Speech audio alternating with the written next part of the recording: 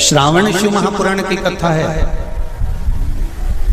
आपको कथा में कहा था कि श्रावण के महीने में मेरे देव आदिदेव महादेव की दुगनी भक्ति, मतलब एक लोटा जल नहीं, कितना 2 लोटा जल शिव को समर्पित करते।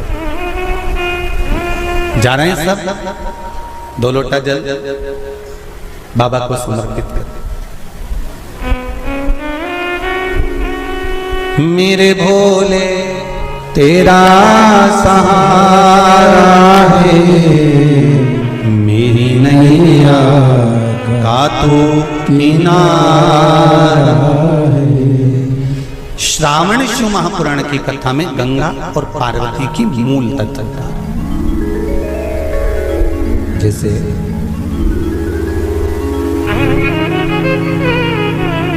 श्रावण का महीना आता है तो गंगा मैया और पार्वती मैया, ये दोनों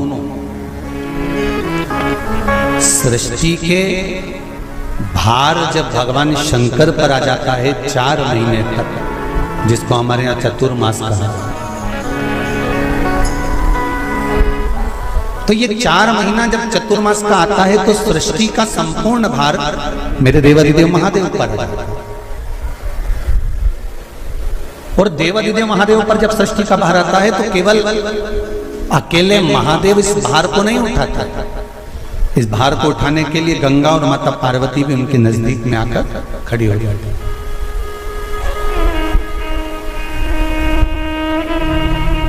देखिए बड़ा सुंदर संवाद, ध्यान रखिएगा जरा श्रावण शिव महापुराण की कथा का। केवल एक पुरुष का कार्य नहीं है परिवार का भार उठाने का, केवल एक पुरुष का भार कर्तव्य नहीं कि परिवार का भार केवल पुरुष उठाए। शिव महापुराण की कथा कहती है कि धर्म पत्नी जो होती है, जिसको धर्म की ध्वजा कहा जाता है, धर्म पत्नी जो होती है ये पति के साथ मिलकर आधा भार अपने माथे पर लेकर चलती है, उसको धर्म पत्नी कहते हैं, जो भार तत्व को ग्रहण कर कर चलती है। केवल पति नहीं, केवल पति नहीं, धर्म पत्नी भी भार ग्रहण करते हैं। शंभु शरणे पड़ी मांगू घड़ी रे घड़ी, दुख काटो दया करी दर्शन आपो, दया करी दर्शन आपो। संपूर्ण भार पुरुष अपने ऊपर नहीं लेते, आधा भार धर्मपत्नी भी ग्रहण करती है। वो भार कैसे कम होता है, जरा ध्यान देना कथा पर। पति दुकान पर जाकर, नौकरी पर जाकर, व्यापार करने पर जो कमा कर लाता है, उसका भार जो कमा कर लाया उसके माध्यम से धन से घर का थोड़ा भार कम हो जाता है। ये तो हुई कमाई से। अब शिव महापुराण की कथा कहती है कि पत्नी आधे भार को कैसे कम कर देते हैं,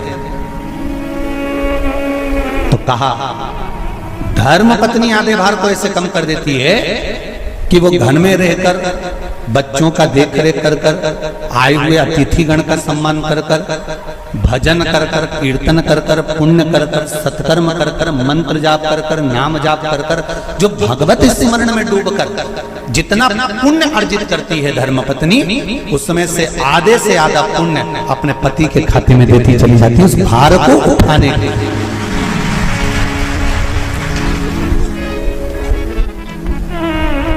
उस भार को उठाने में आधे से आधा भार धर्मपत्नी अपने व्रत, अनुष्ठान, मंत्र, साधना, तप, उपवास आदि के माध्यम से काट देती है।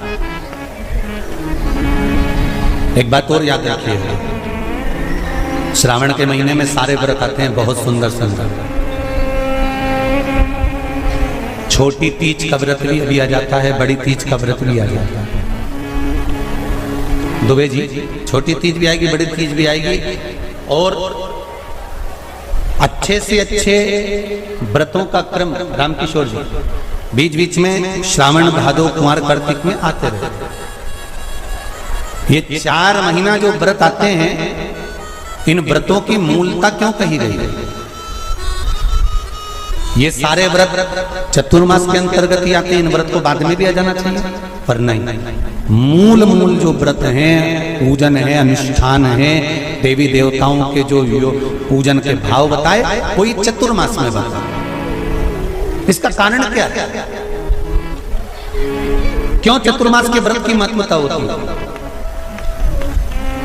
तो कहा इस चातुर्मास के अंतर्गत स्त्री नारी जो व्रत धारण करती है, हाथों में चूड़ा पहनना, पाँव में पायल पहनना, महाबूर लगाना, मेहंदी लगाना, ये जितने छोटी तीज, बड़ी तीज और अन्य तीजों आएंगी, त्योहार आएंगे चतुर्मास में, माताएं हरतालिका तीज हुई, छोटी तीज, बड़ी तीज हुई, भादों के कोई व्रत हुए, अनुष्ठान हुए, छठ हुई, पूजन, जो भी माताएं पूजन करेंगी उसके अनुसार वो हाथों में, शरीर पर 16 श्रृंगार धारण करती हैं, बहुत सारे श्रृंगार धारण करती हैं, और श्रृंगार धारण करने के साथ साथ माताएं अखंड सौभाग्य की वस्तुएं भी इन 30 त्योहार पर दान करती हैं।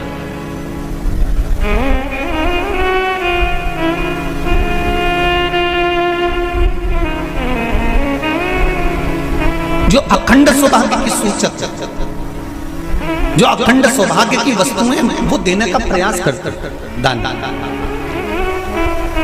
क्यों जीजियो, एक बात बताओ, जितने भी माताएं कथा सुन रही हैं और जितने फेसबुक यूट्यूब पर सुन रहे हैं और जितने आस्था चैनल पर सुन रहे हैं, श्रावण के महीने की श्रावण शिव महापुराण की कथा सुन रहे हैं, एक बात दिल से बताना, जितनी सौभाग्यवती माताएं होती हैं, ये संक्रांति पर भी 13 चीजें दान करती हैं, 14 चीजें दान करती हैं। बीच में कोई 16 सोमवार का उद्यापन करेंगी तो भी सुहाग की सामग्री देंगी, उद्यापन करेंगी तो भी सुहाग की सामग्री देंगी, कोई कार्य करेंगी तो भी सौभाग्य की सामग्री देंगी। सौभाग्य की सामग्री का दान क्यों किया जाता है? सौभाग्य सूचक वस्तुओं का दान क्यों किया जाता है? सौभाग्य की वस्तुएं क्यों प्रदान करी जाती है, क्यों दी जाती है? उसका कारण क्या है?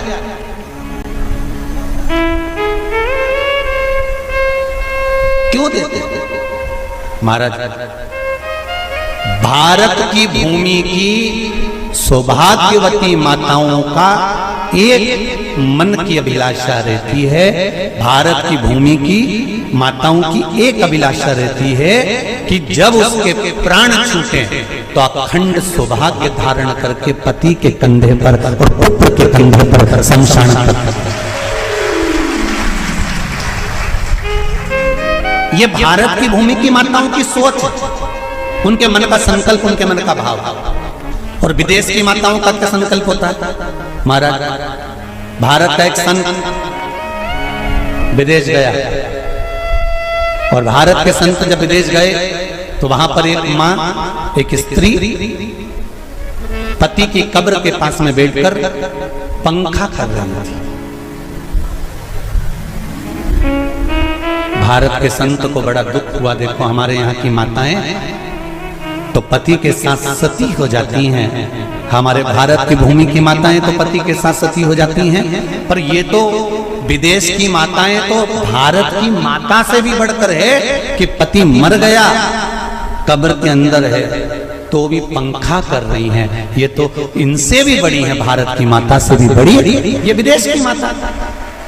तो भारत के संत से रहा नहीं गया, और भारत के संत ने जाकर पूछ लिया विदेश की माता से, माँ जी एक बात बताओ, हमारे यहाँ पति के साथ पत्नी सती हो जाती है, वो प्रथम गिनती में आती है, पर तुम तो उससे भी बड़ी हो कि पति मर गया उसके बाद भी उसकी कब्र को पंखा कर रही हो।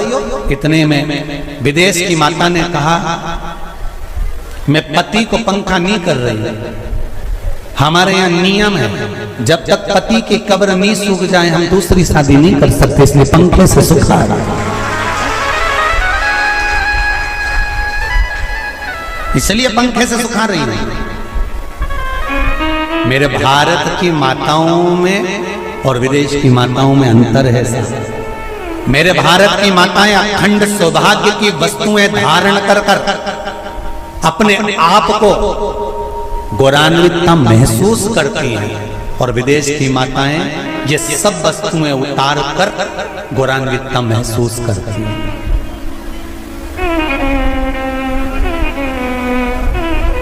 क्यों देते हैं चूड़ी का दान, क्यों देते हैं बिंदी का दान, क्यों देते हैं अखंड सौभाग्य का दान? किस महाराज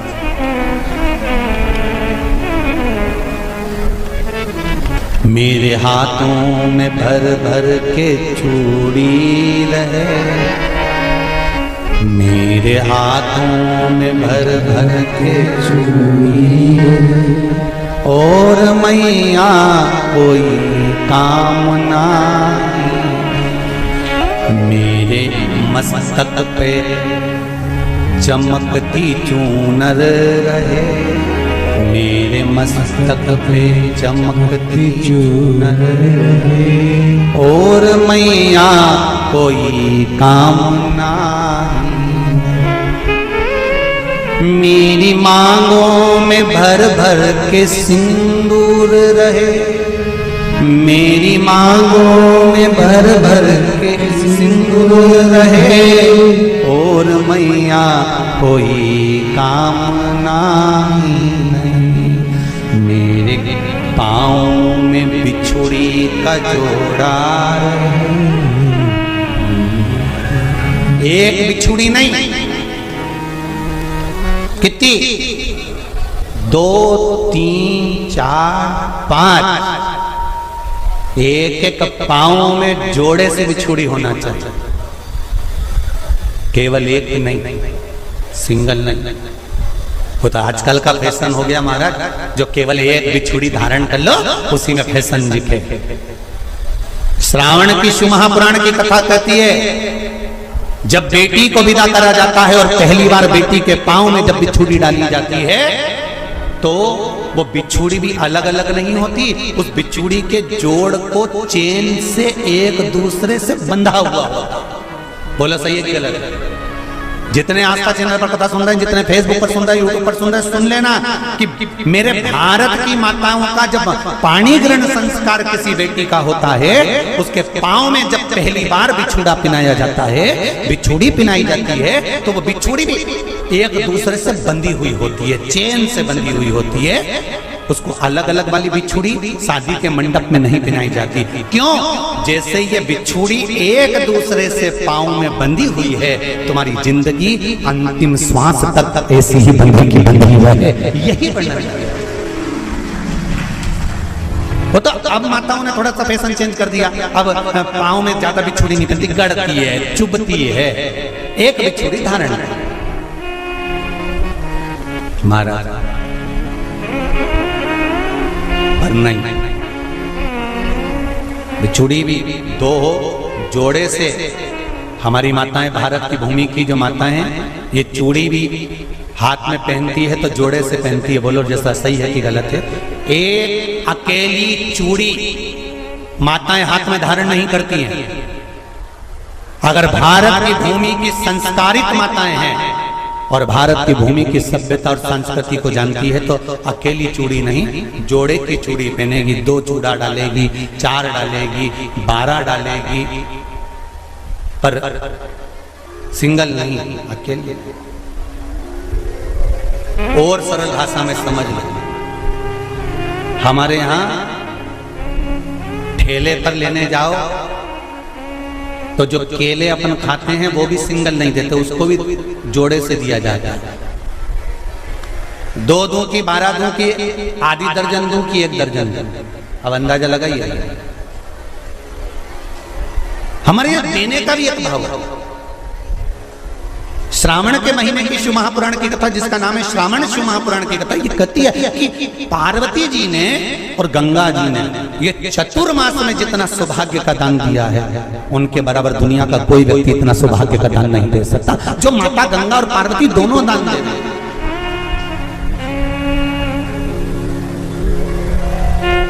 प्रतिदिन दे रहे हैं।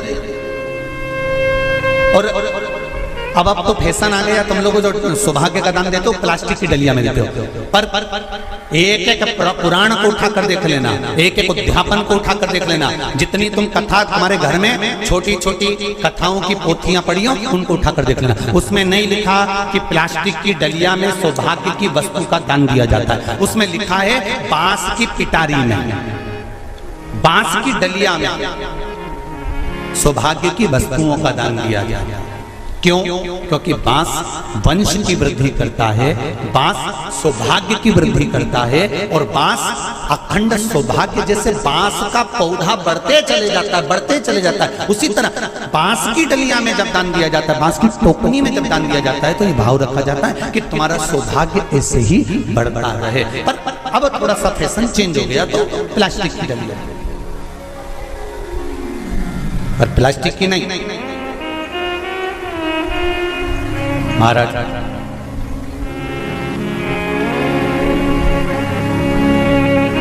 शिव तत्व की ओर चलते, शंभु शरणे पड़ी मांगू घड़ी रे घड़ी, दुख काटो दया करी दर्शन आपो। तो गंगा मैया और पार्वती मैया चतुर्मास के अंतर्गत जो त्योहार पड़ता है, चतुर्मास के अंतर्गत जो व्रत पड़ते हैं, ये किसी दूसरे के नहीं है। तीज का व्रत माता पार्वती का, छठ का व्रत माता पार्वती का, चतुर्थी का व्रत माता पार्वती का, ये सारे व्रतों की शुरुआत गंगा और पार्वती ने अपने बल से। बोलो हर हर महादेव, ये अपने बल से बनाना, अपने बल से।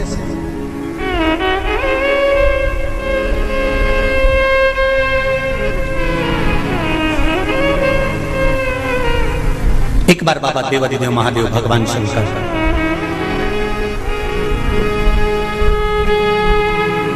भोलेनाथ नंदी को लेकर निकले,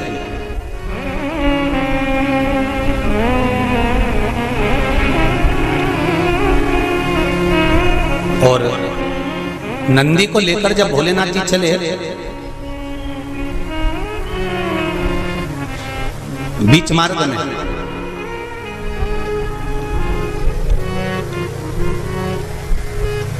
जिस चंचुला देवी का पति बिंदुक के प्राण छूटे थे, और जो चंचुला देवी माता पार्वती की सेवा में लगी हुई थी, वो चंचुला देवी का दर्शन भगवान शंकर को, और शंकर भगवान का दर्शन चंचुला देवी को। अब देखिएगा जरा कथा पर विशेष ध्यान रखना। श्रावण महीने की शिव महापुराण की कथा कह रही है कि नारी का अखंड सौभाग्य कैसे रह सकता है।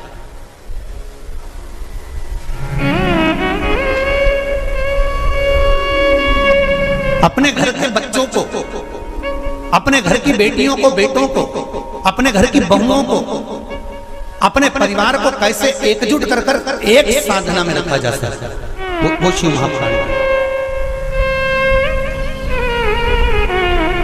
महाराज। बीच में चंचुला देवी दिखी, नंदी पर बैठे बाबा भोलेनाथ चल चल चल, और आराम से देवाधिदेव महादेव जा रहे थे। नंदी अलमस्त होकर चल रहे थे, हाथ में बाबा के त्रिशूल त्रिपुंड, मस्तक पर भस्म रमाए हुए, जटाजूट बांधे हुए, मस्तक पर सुंदर चंद्रमा है, और गंगा की धार बहते बहते देवाधिदेव महादेव चंचुला के सामने आ गए। चंचुला वो जिसका पति बिंदु प्रेत योनि में पड़ा हुआ था, और बेदब्य था उस चंचुला ने धारण कर रखी थी, उसका पति जीवित नहीं था।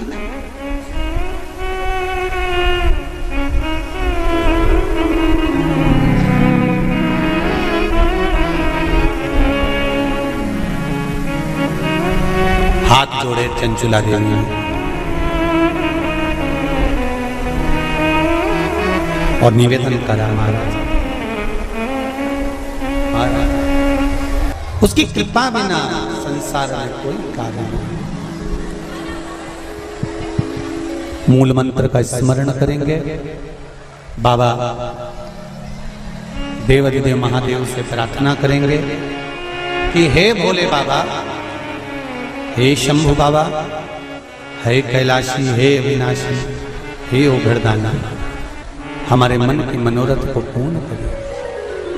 श्री शिवाय नमस्तुभ्यं, श्री शिवाय नमस्तुभ्यं, श्री शिवाय नमस्तुभ्यं, श्री शिवाय नमस्तुभ्यं, श्री शिवाय नमस्तुभ्यं। शिव महापुराण का ये मूल मंत्र है। शंकर भगवान की पुराण तुम्हारे सम्मुख में है, भले आस्था चैनल पर कथा सुन रहे हो, फेसबुक यूट्यूब पर सुन रहे हो, चाहे एक वरेश्वर बाबा की पावन धरा पर ऑनलाइन शिव महापुराण की कथा को श्रवण कर, जहां बैठकर सुन रहे हो वहां दिल से बाबा से अपने मन की बात इस मंत्र को बोलने के बाद अवश्य कह लेना चाहिए, उससे विनती अवश्य करना चाहिए। तेरा ही दिया मैंने खाया पिया है, तेरा शुक्रिया है, तेरा शुक्रिया है। दिल से कहो, हम तेरे भरोसे पर कथा सुन रहे हैं, हम तेरे सहारे सुन रहे हैं और तुझे साधना है। और ये साधता भी वही है, कोई दूसरा नहीं साध सकता। महाराज तलवार के घाव को सुई पर निकाल देता है तो मेरा शंकर ही हो सकता है, इसके सिवाय कोई दूसरा नहीं। तलवार के घाव को अगर सुई पर निकाल रहा है तो वो शिव है। जो हादसा हुआ पूर्णिमा पर, वो अगर दिन में होता तो ये तलवार का घाव जैसा नहीं होता, और निकाल दिया सुई के घाव पर, सुई पर। ये शिव है, कोई दूसरा नहीं। कोई शंकर है, कोई दूसरा नहीं। वो कुबेरेश्वर महादेव है, साधारण नहीं हो सकता। भक्ति अविरल हो,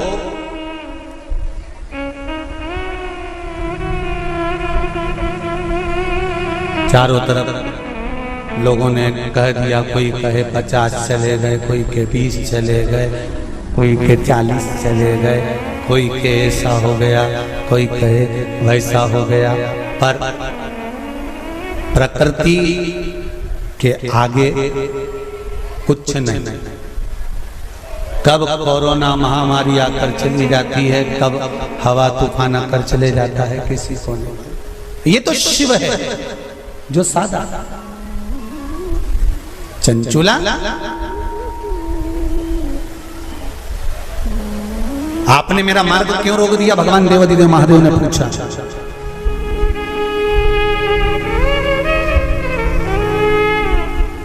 आपने मेरा मार्ग क्यों रोका? इस मार्ग को रोकने का कारण क्या?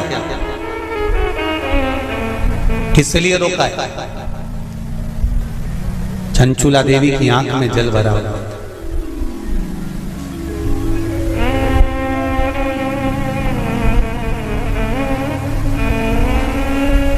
मैं बेधब्य हो गई हूं। चंचुला देवी कहती हैं, मेरे पति के धाम को मुझे वापस जाना है। जिस लोक में मेरा पति रहता है मुझे उस लोक में जाना है। शंकर भगवान ने एक बात बड़ी सुंदर कही चंचुला देवी को, आपको मालूम है? चंचुला,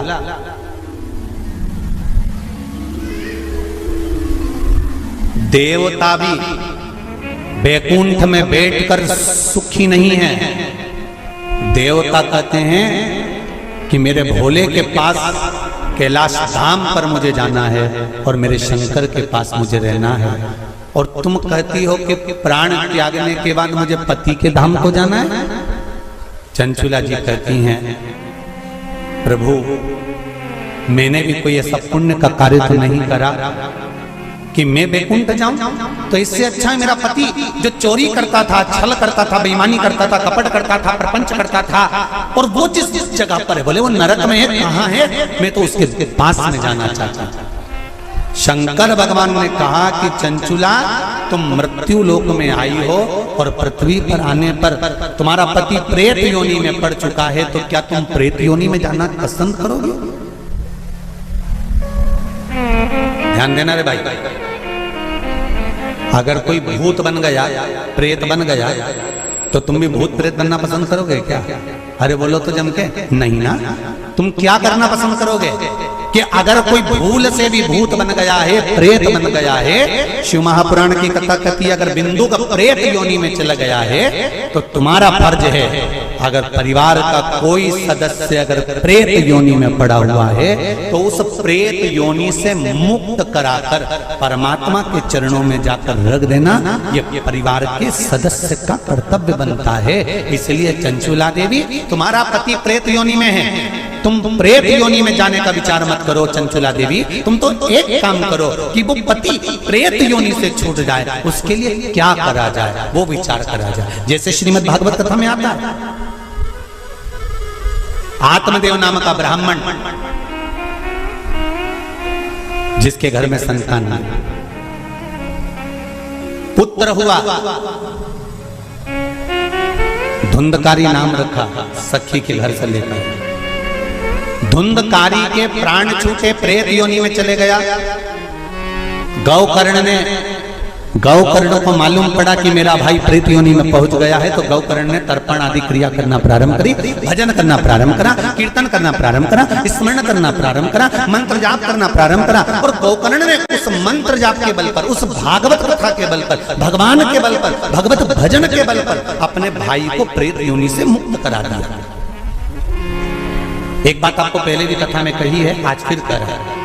शिव महापुराण की कथा सुनकर जो जहां से निकल कर जाता है, उस जगह पर जितनी जीवात्माएं कहीं एक्सीडेंट में, कहीं गर्भ में, कहीं कैसे ना कैसे शांत हो जाती हैं, वो जीवात्माओं पर हमारे शरीर की तरंग जब लगती है, जो कथा सुनकर जाता है, उसके शरीर की मात्र जो हवा लगती है, छूकर जाने वाली हवा, उसके द्वारा भी कोई प्रेत योनि में पड़ा हुआ होता है तो उसकी भी मुक्ति हो जाती है। ऐसी शिव महापुराण, उसका भी मोक्ष हो जाता है। इसलिए ऋण मुक्तेश्वर महादेव मंदिर उज्जैनी में लिखा हुआ है कि शिव महापुराण एक पीढ़ी को या 7 पीढ़ी को नहीं तारती। शिव महापुराण की कथा 71 पीढ़ी को तार देती है। वो शंकर की पावन कथा है, ये साधन नहीं। शिव महापुराण की कथा सुनकर जाते जाते जाते जाते जिस मार्ग में जितने जीव हैं उनका कल्याण।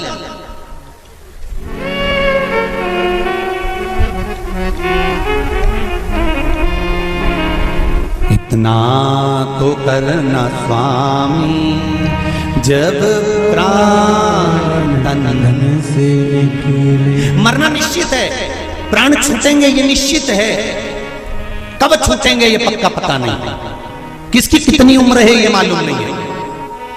तो एक काम तो कर सकते हैं, भगवान से प्रार्थना तो कर सकते हैं कि बाबा ऐसी कृपा करना, ऐसी दया करना, मेरी ऐसी बुद्धि करना कि तेरा भजन करते हुए, तेरा दर्शन करते हुए, तेरा कीर्तन करते हुए, तेरा मंत्र जाप करते हुए मेरे प्राण छूट जाए। इतना तो करना स्वामी जब प्राण मन से निकले, गोविंद नाम लेकर जब प्राण तन से निकले। भगवान से इतनी प्रार्थना जरूर करना कि तेरे भजन करते करते, तेरा स्मरण करते करते, तेरा मंत्र जाप करते करते, तेरा कीर्तन करते करते, तेरी कथा श्रवण करते करते, दान पुण्य सत्कर्म करते करते, तीर्थ आदि करते करते, गंगा का स्नान, यमुना का स्नान, सरयू का स्नान करते करते, सारी पुरियों का स्नान करते, पूजन करते करते मेरे प्राण तेज में समा जाए। इससे बढ़कर कोई सुख जीवन का नहीं हो सकता, इससे बढ़कर कोई आनंद नहीं हो सकता।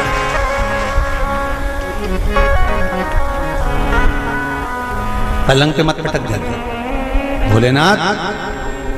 कोई शरीर में ऐसा रोग मत दे देना कि बार बार बार बार बार बार शरीर को फाड़ा जा रहा है, काटा जा रहा है, बार बार। ये निकालो जांच के लिए मुंबई पहुंचाओ, ये निकालो जांच के लिए दिल्ली पहुंचाओ, ये निकालो जांच के लिए पुणे पहुंचाओ, जांच के लिए चेन्नई पहुंचाओ। ऐसा शरीर मत कर देना कि शरीर को काट काट काट काट और पलंग पर पड़ा हुआ है, सड़ रहा है और जा नहीं रहा। बाबा इतनी कृपा कर देना, पलंग पर मत पटकना, चलते फिरते तेरा भजन करते करते तेरे धाम को चली जाऊं, इससे बढ़कर कोई सुख नहीं होगा। तेरे धाम को चली जाऊं, इससे बड़ा जाना निश्चित, पर तेरे भजन के बल पर।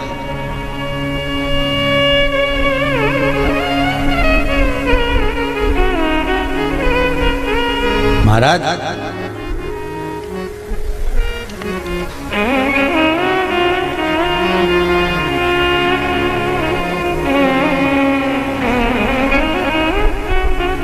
चंचुला देवी से भगवान शंकर कह रहे हैं कि तुम कहती हो कि मेरे प्राण छूटकर मैं पति लोक में जाऊं, जहां पर मेरा पति रह रहा है।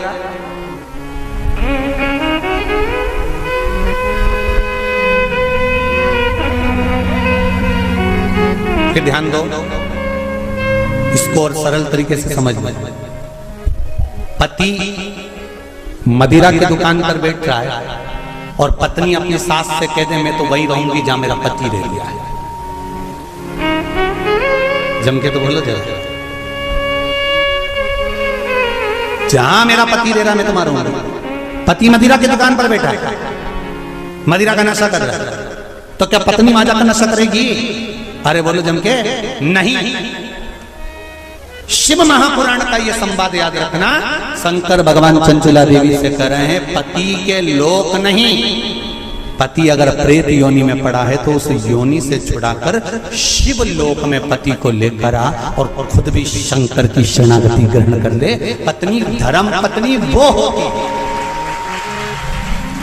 धर्म पत्नी वो होती है।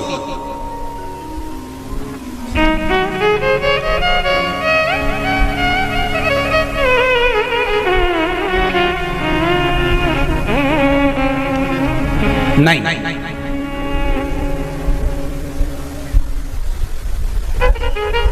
तुम अगर मदिरा की दुकान पे बैठोगे तो मैं भी बैठूंगा, तुम जुआ खेलोगे तो मैं भी खेलूंगी, तुम वैश्यावृत्ति करोगे तो मैं भी करूंगा। ये धर्म पत्नी का तरीका नहीं है। धर्म पत्नी का तरीका है कि पति अगर मदिरा की दुकान पर बैठा है तो तू कुछ ऐसा कर्म कर जिसके बल पर तेरा पति मदिरा की दुकान छोड़ दे, वो अलग मदिरा पीना ही छोड़ दे, वहां से छुड़ाकर अच्छे कर्म की ओर।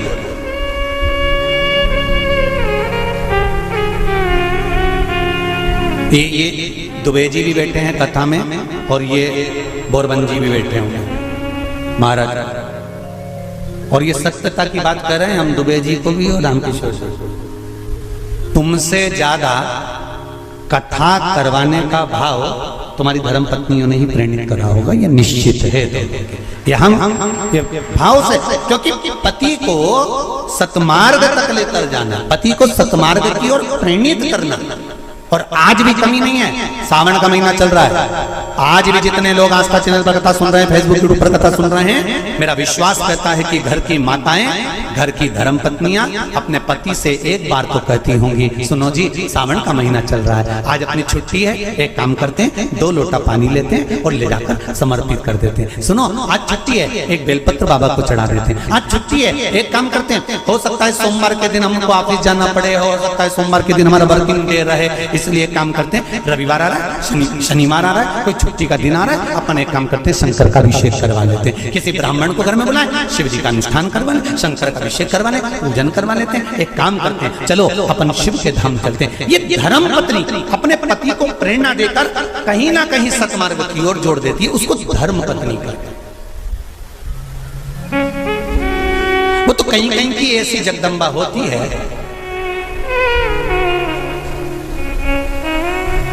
पति अगर गलत भी करता है ना तो वो कभी नहीं कहती कि तुमने गलत काम कर रहा है, क्योंकि वो सोचती नहीं है ना, वो तो अच्छा है।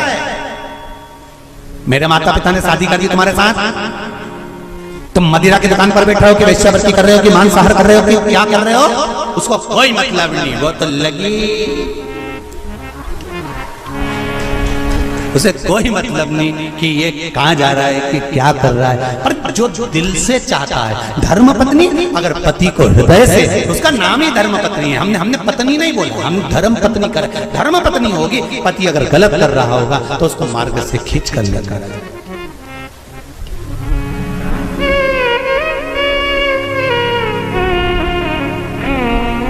अब देखिए कितना सुंदर संवाद। चौसर खेल रहे थे पांडव चौसर खेल रहे थे।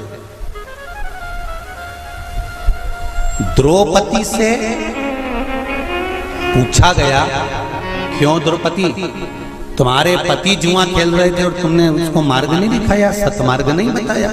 तुम धर्म पत्नी हो द्रौपदी, सतियों की गिनती में आता है तुम्हारा नाम, और तुम तुम्हारे पतियों को गलत मार्ग से निकाल कर नहीं लाई। द्रौपदी कहने लगी, मुझे तो मालूम ही नहीं था। पहली बात तो ये कि मैं अंदर केश सुलझा रही थी, जब मेरे केश पकड़ कर खींच कर लाया गया और भरी सभा में लाकर खड़ा करा गया, तब मुझे मालूम पड़ा कि मेरे पति चौसर खेल रहे हैं, जुआ खेल रहे हैं। और मैंने हाथ जोड़कर निवेदन करा, तुम ये क्या कर रहे हो, तुम ये क्या कर रहे हो। आज भी नियम है महाराज, कोई मदिरा पान में डूबा है, कोई वेश्यावृत्ति में डूबा है, कोई मांसाहार में डूबा है, कोई गलत काम में जुए आदि में डूबा हुआ है।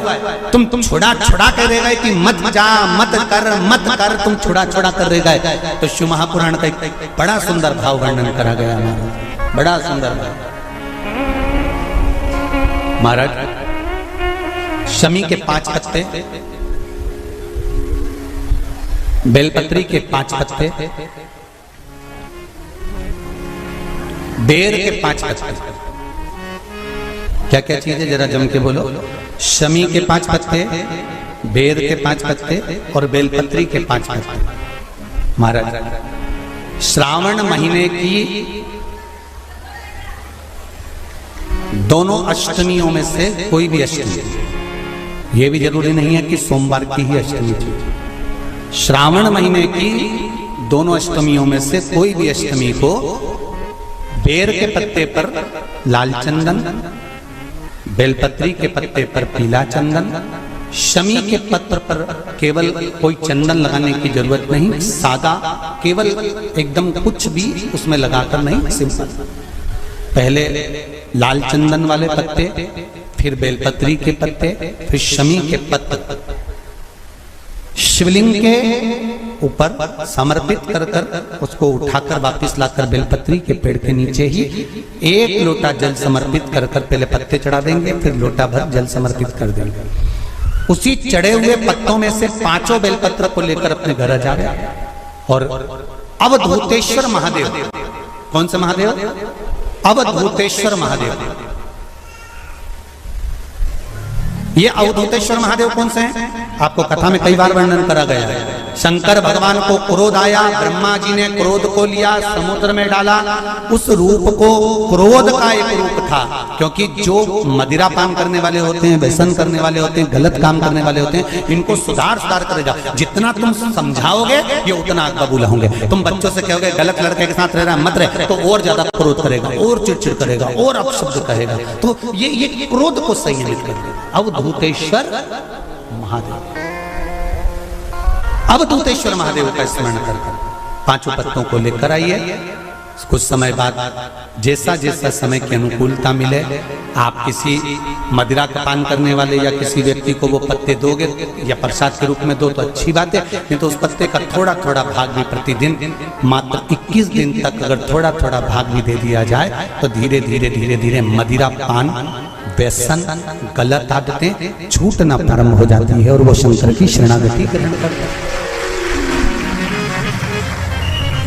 महाराज शिव अर्चना, ये तो अभी लोगों की थोड़ी सी सोच गलत हो गई। ये दुनिया के लोगों को ये तो मालूम नहीं है भगवान शंकर के लिए, हाँ शंकर भगवान के पास में भांग रहती है, शंकर भगवान के पास में भांग रखी हुई होती है, शंकर भगवान का भांग का श्रृंगार होता है, क्योंकि उसको बूटी के रूप में औषधि के रूप में लिया जाए। पर कोई कहे कि शंकर भगवान भांग का नशा करते हैं, तो ये संसार के लोगों को समझा देना कि शिव भांग का नशा, मेरा भोलेनाथ भांग का नशा नहीं है। पार्वती मैया शिव जी के संग है। द्रौपदी 5 पतियों को देख कर कहती हैं कि तुमने ये गलत कर दिया। उनको नहीं मालूम। और महाराज श्री शिवाय नमस्तुभ्यं, श्री शिवाय नमस्तुभ्यं, श्री शिवाय नमस्तुभ्यं, श्री शिवाय नमस्तुभ्यं। हर हर महादेव। शिव कथा कर रहे हैं महाराज, भगवान शंकर का अनुमोदन कर रहा है, स्मरण कर रहा है। कथा कहती है यदि गलत मार्ग पर पति गया है तो उसको सत मार्ग पर लेकर आए, सत मार्ग की ओर लाने का प्रयास कर। चंचुला देवी, आपका पति प्रेत योनि में पड़ा हुआ है और आप कहती हो कि प्रेत योनि में मुझे जाना है, पति के लोक में मुझे जाना है, ये श्रेष्ठ नहीं। गलत मार्ग पर कोई चला गया है तो उसको सत मार्ग पर खींच कर लाने का काम किसका है? जम के बोलो जरा। धर्म पत्नी का है कि अगर पति गलत मार्ग पर चले गया तो उसको खींच कर लिया।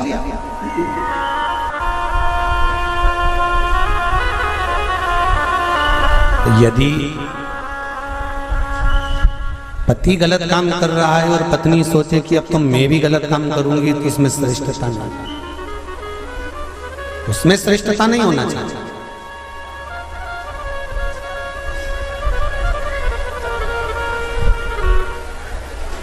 अब मेरे उघरदानी मेरे भोलेनाथ ने कहा, चंचुला तुम्हारा पति प्रेत योनि में पड़ा हुआ है,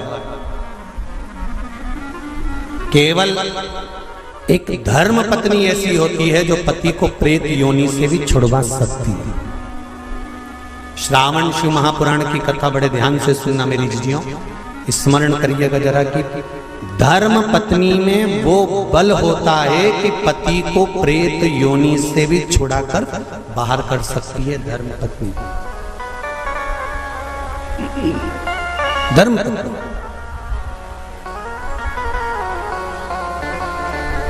अब चंचुला देवी ने पूछा, मैं क्या करूं?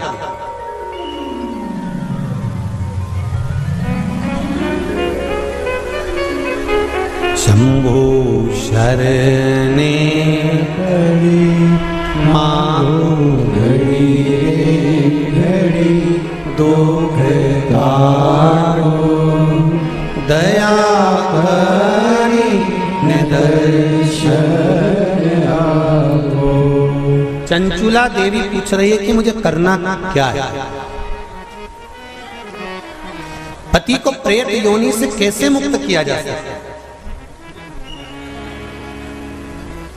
ध्यान से सुनना रे भाई। कई लोग कहते हैं कि श्राद्ध पक्ष आ गया, ये कर लेना चाहिए तो प्रेत योनि से मुक्ति हो जाएगी। पितरों की शांति के लिए ये कर लेना चाहिए तो पितृ मुक्त हो जाएंगे। पहले तो एक बात अच्छे से समझ लो, पितृ मुक्त नहीं होते, उनकी शांति होती है। क्या होती है? जम के बोलो जरा।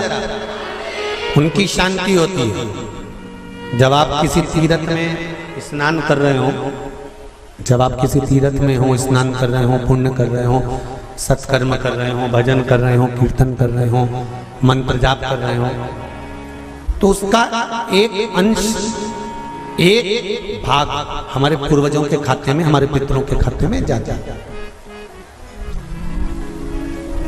उनके खाते में पहुंचता है, ये निश्चित है।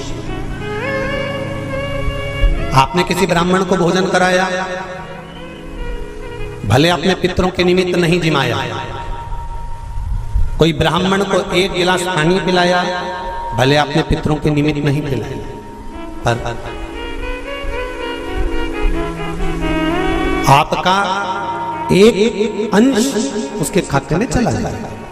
उससे क्या होगा? पितरों की शांति। और समझ लो, गया जी में पिंडदान कर देने से क्या पितृ मुक्त हो जाते हैं? बद्रीनाथ जाकर कपाल क्रिया करने से क्या पितृ मुक्त हो जाते हैं?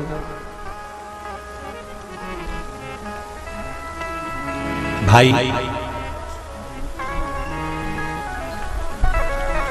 गया जी जाना तो वहां के पंडा जी से पूछना, हम यहाँ पिंडदान कर देंगे तो क्या वो मुक्त हो गए? पंडा जी कहेंगे, आप अपने पूर्वजों को गया का पिंड देकर, उनका पिंडदान कर कर आप उनको भगवान विष्णु के चरणारविंद में छोड़ गए, पर आप घर जाना तो घर पर जब जब श्राद्ध पक्ष आए तब ब्राह्मण को भोजन जरूर करना। भले तुम भूख मत देना, कौवे का मत निकालना, पर एक काम जरूर करना कि ब्राह्मण भोज कराना। उससे क्या होगा? 16 श्राद्ध में जब हमारे पितरों को, हमारे पूर्वजों को पितृलोक से छोड़ा जाता है तो वो सबसे पहले जिस घर में रहे होते हैं, जहां उनका पिंड घर में दिया होता है, जहां रहे होते हैं, सबसे पहले वो वहां आते हैं, सबसे पहले वहां आएंगे। और अगर तुमने उनकी तिथि पर, उनके वार पर अगर आपने भोजन करा दिया है तो उनकी मुक्तता नहीं, उनकी शांति हो जाती है।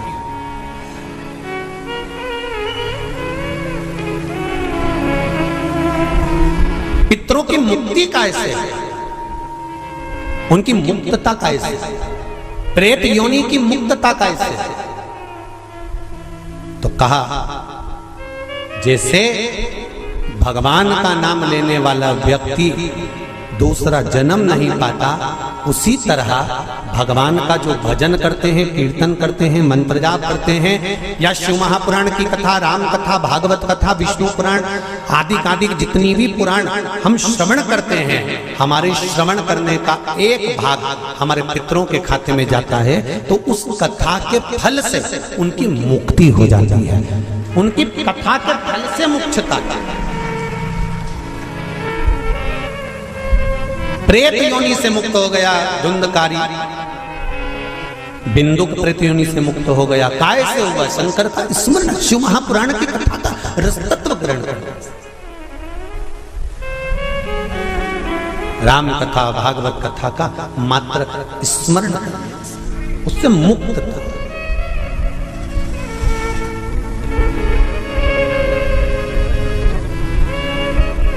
श्राद्ध पक्ष में चाहे चातुर्मास के अंतर्गत श्रावण का जो महीना चल रहा है, इस श्रावण के महीने में आप जो भगवान शंकर को 2 लोटे से जल चढ़ा रहे हो, 2 लोटे नहीं हो, घर में 2 कलश नहीं हो, तो कलश के ऊपर एक कटोरी भी रख कर लेकर 2 कटोरी से आपने अगर जल समर्पित करा है, इसका एक अंश हम पहले भी कथा में कह कर आए हैं कि आप शंकर भगवान को जब जल चढ़ाते हो, शंकर भगवान को जब जल समर्पित करते हो, उसका एक अंश घर में रहने वाले प्रत्येक मनुष्य के, प्रत्येक जीव के खाते में चला जाए।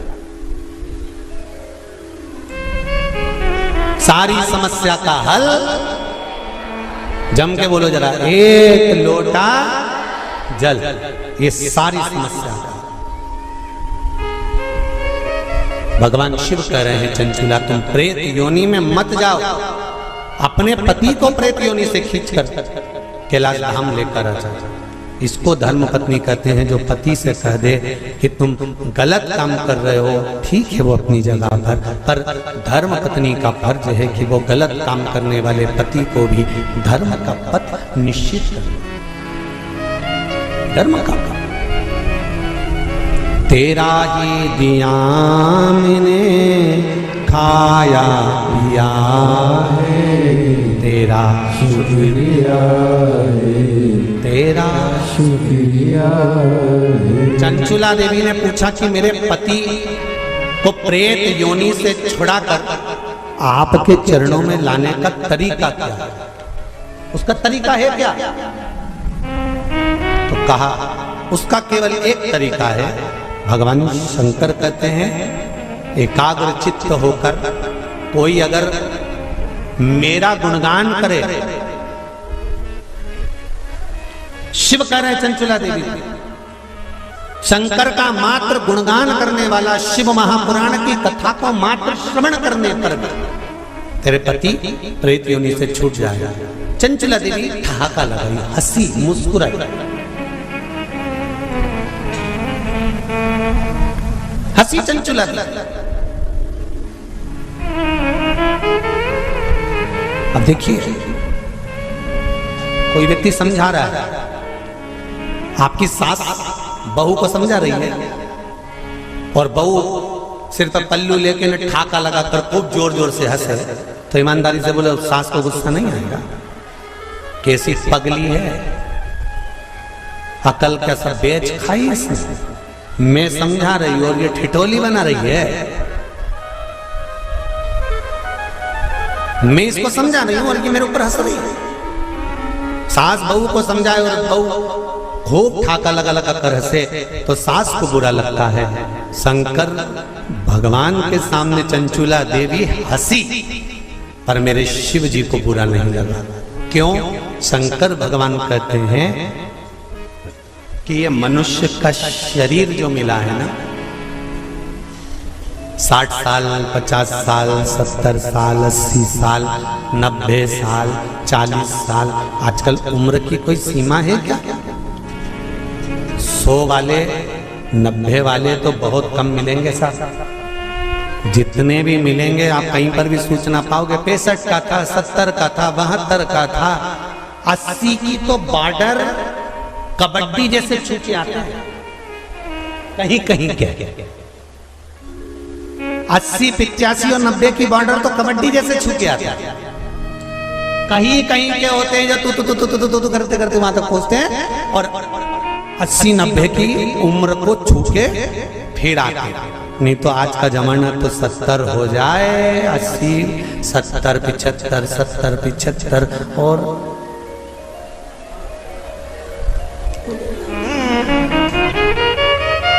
और बीच में कोरोना जैसा आ गया तो फिर तो 75 भी जाने लगे। 35, 40, 42, 45 और अभी भी देखो, आप देखिएगा जो कोरोना महामारी में जो बुढ़े बुढ़े लोग हैं ना, कई बुजुर्ग लोग आज भी सेफ हैं और उन्हीं के पड़ोस में रहने वाला कोई 33 साल का, कोई 40 साल का, कोई 45 साल का, कोई 50 साल का, उन्हीं के पड़ोस में रहने वाला। और कई कई बूढ़ी बूढ़ी माताएं तो आज भी कह देती हैं भगवान हमको उठा देता, इनको बेचारे को बचा देता। भगवान भी मन में सोच रहे डोकरी को कौन ले जाए। अरे भाई हंसते हंसते मृत्यु भी उसकी आती है जो शंकर का उपासक होता है, भगवान का भजन करने वाला। हंसते हंसते मृत्यु भी उसी की आती है जो शिव का उपासक है। नहीं तो इंजेक्शन बॉटल और शरीर सड़ रहा है, पड़ा है। बउओं ने 4 बार गोबर लीप के गीता जी सुना के नीचे सुला दिया, 3 बार गंगा जल भी पिला दिया, पर डोकरी फिर बोली चाय लिया, फिर तो पीते से उसका क्या तो फिर उठते बैठे।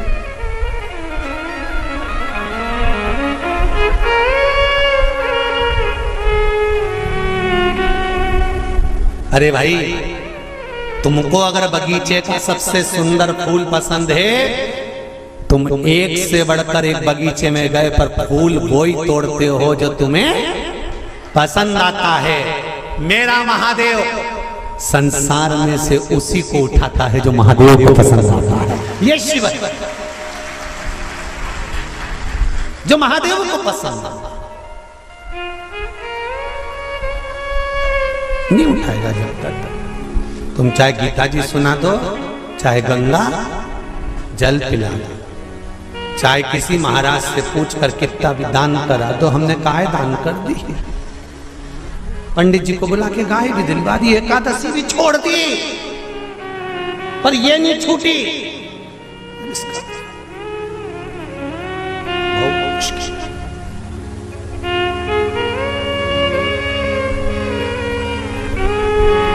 चंचुला ने ठाका लगा दिया नंदी पर। मेरे भोलेनाथ है, मेरे शंकर नंदी पर विराजमान। और जो चंचुला देवी हंसी ना, शंकर जी प्रसन्न होगा। सास समझाए बहू को और बहू हंसते जम के तो सास को बुरा लग जाता था। मेरे महादेव को मुस्कुराने वाले पसंद हैं, वो कभी बुरा नहीं मानता कि कौन हंसा, उसको मुस्कुर। इसलिए आपको कथा में कहा, आपके पास में अगर एक लोटा जल नहीं है, बेलपत्र नहीं है, आपके पास में चावल का दाना नहीं है, फूल नहीं है, तो क्या कहा था? शंकर जी के मंदिर में जाना और उसको देखकर एक स्माइल कर कर मुस्कुरा कर भी आ जाना। शंकर जी भी समझेंगे इतना दुख इसकी जिंदगी में है तो वो भी मुस्कुरा रही है, तो पार्वती जी भी कह देगी चिढ़ा रही है। काय का मुस्कुरा रही है? वो चिढ़ा के कह रही है कि दुख तुमने दिया है तो मिटाओगे भी तुम, इसलिए मैं मुस्कुरा रही हूं कि मेरे दुख को मिटा देना। जैसी प्रसन्न होकर मैं आई हूं तुम्हारे मंदिर में, ऐसी प्रसन्न कर कर भेजना, ऐसी प्रसन्न।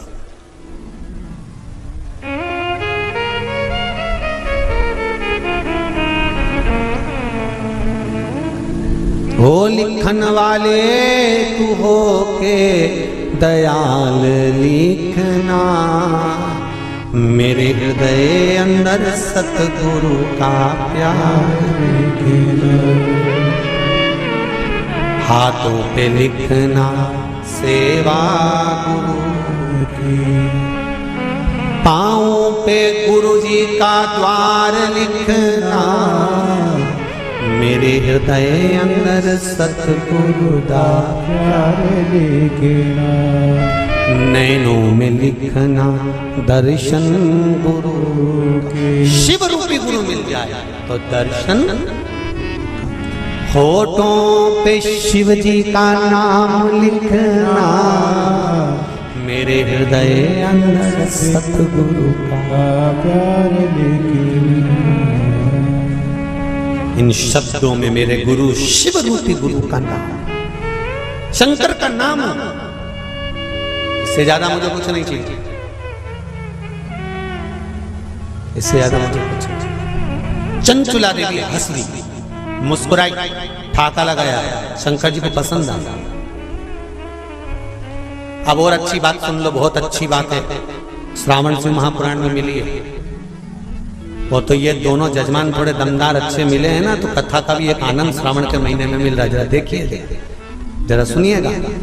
सारे राक्षसों की कथा निकाल लो तुम आज घर पे जाकर, रावण को निकालना। जब जब राम के सामने आता था तो ठाठा लगाता था कि नहीं लगाता था? बोलो जम के सही है कि गलत है? कंस कृष्ण भगवान के सामने आता था तो ठाठा लगाता था कि नहीं लगाता था? जाने दो। पूतना, तृणावर्त, अघासुर, बकासुर, इनको भी, और जितने जितने जितने जितने तुम राक्षस निकाल सकते हो, तारकासुर, भस्मासुर, रावण, ये जितने जितने असुर हुए इन सब को देख लो, भस्मासुर, ये सब। और भी तुम जितने सीरियल निकाल सकते हो, नाटक, उनमें देखना। देवी मैया रक्त बीज को मारने जा रही है, रक्त बीज हंस। महिषासुर को मारने जा रही है, महिषासुर हंस। एक दो बार तो माता देवी मैया को भी थोड़ा टेंशन हुआ कि मैं इसको मारने जा रही है, हंस क्यों रहा है? रावण मरने जा रहा था और मुस्कुरा रहा था, हंस रहा था, ठहाका लगा था। आज भी रावण जलता है ना, जब कौन से मैदान में? अरे जम के तो बोलो, रावण मर के चले गया पर प्रॉपर्टी आज भी रह गई उसकी।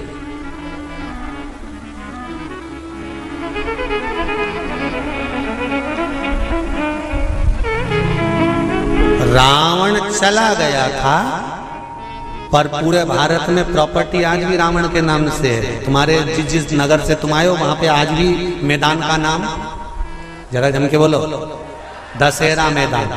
तुम्हारे यहाँ राम जी की प्रॉपर्टी, राम जी को सिद्ध करने में सालों लग गए थे। अयोध्या मेरी है, और रावण लंका में रहने के बाद भी भारत में कह के चले गए यह दशहरा मैदान मेरा। तुम्हारे नगर में कोई राम मैदान है? अरे बोलो तो जब कृष्ण मैदान है नहीं, पर पूरे भारत की भूमि पर हर गांव नगर शहर में एक मैदान जरूर मिले, दशहरा मैदान। इसलिए तो रावण हंसता था, मुस्कुराता, प्रसन्न होता, आनंदित होता। तो किसी ने रावण से पूछा क्यों रे, तू तो निपट गया, फिर प्रॉपर्टी भारत में क्या कर रही तेरी? रावण जहां जले उसका नाम दशहरा मैदान। राम जी का आज तक कोई मैदान नहीं कि राम मैदान, दशहरा। रावण से पूछा गया कि ये तेरा मैदान आज तक क्यों है?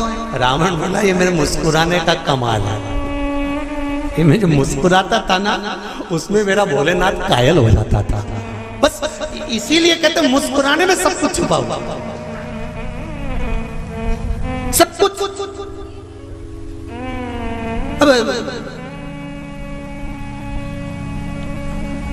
पहले हमारी आदत थी, हम सीहोर में अगर कोई शांत भी हो जाता था तो उनके यहाँ जाते थे, तो उनकी बहुएं रोती थी ना, तो वो हमको देख के चुप हो जाती थी। उनको मालूम है अगली कथा में बोल देगा,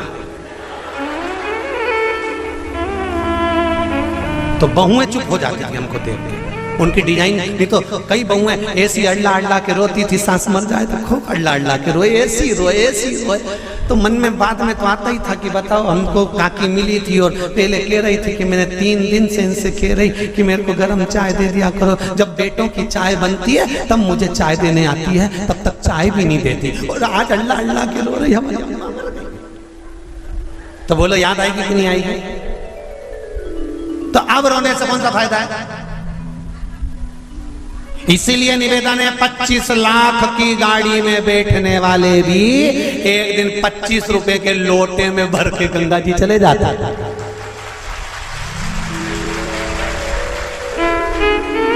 अकड़ में तो रहना नहीं।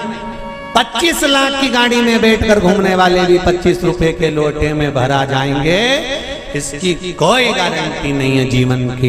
इसलिए चंचुला देवी ठहाका लगाकर हंसी, शंकर को पसंद आया, मेरे भोलेनाथ को प्रसन्नता।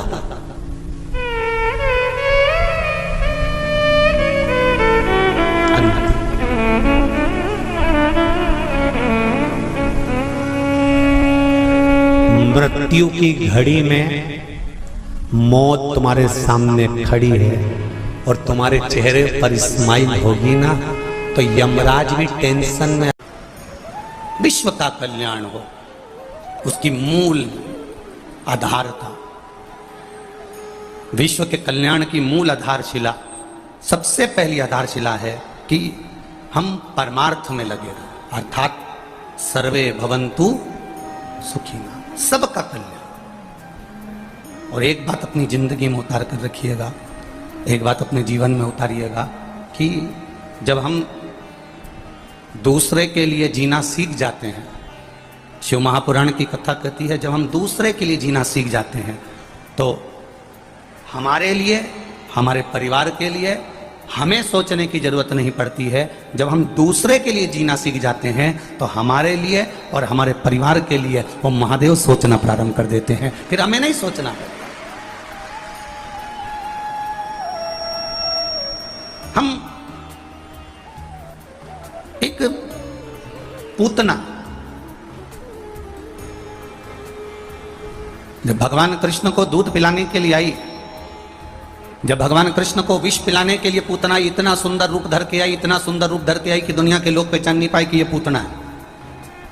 कई लोग तो कह रहे थे बड़ी सुंदर अप्सरा है, बड़ी सुंदर है, बड़ी सुंदर है, बड़ी सुंदर है। चारों तरफ आनंद आनंद समा रहा था।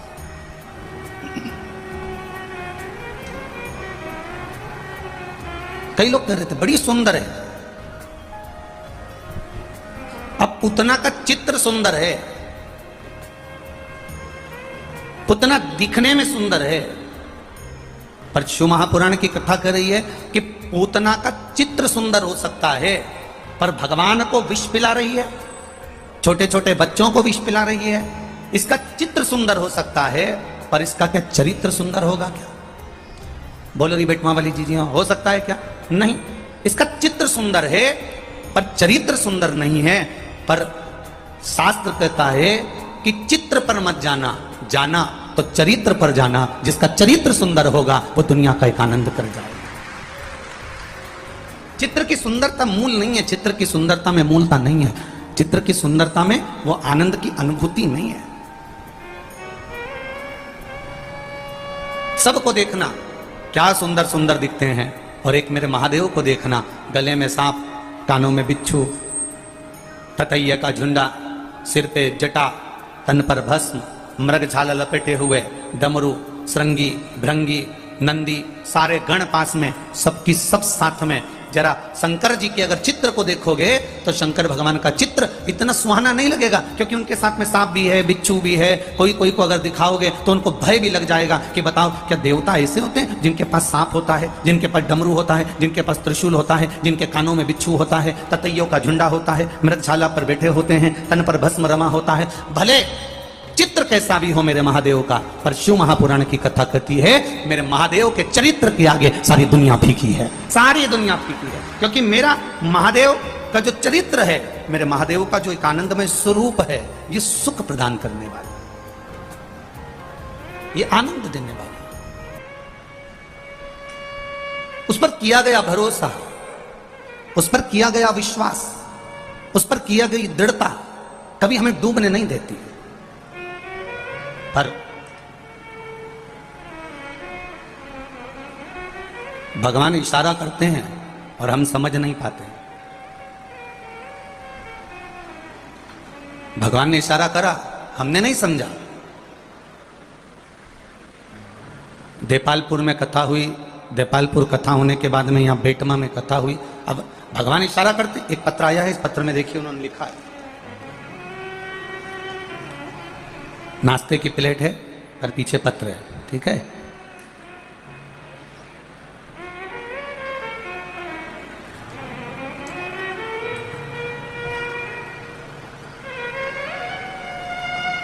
गुरुजी, मेरा नाम रेखा मोहित है, इंदौर से आई हूं। कहीं बैठी हो तो हाथ हिलाइएगा, आप ही हैं, दोनों हाथ से हिला दो एक बार।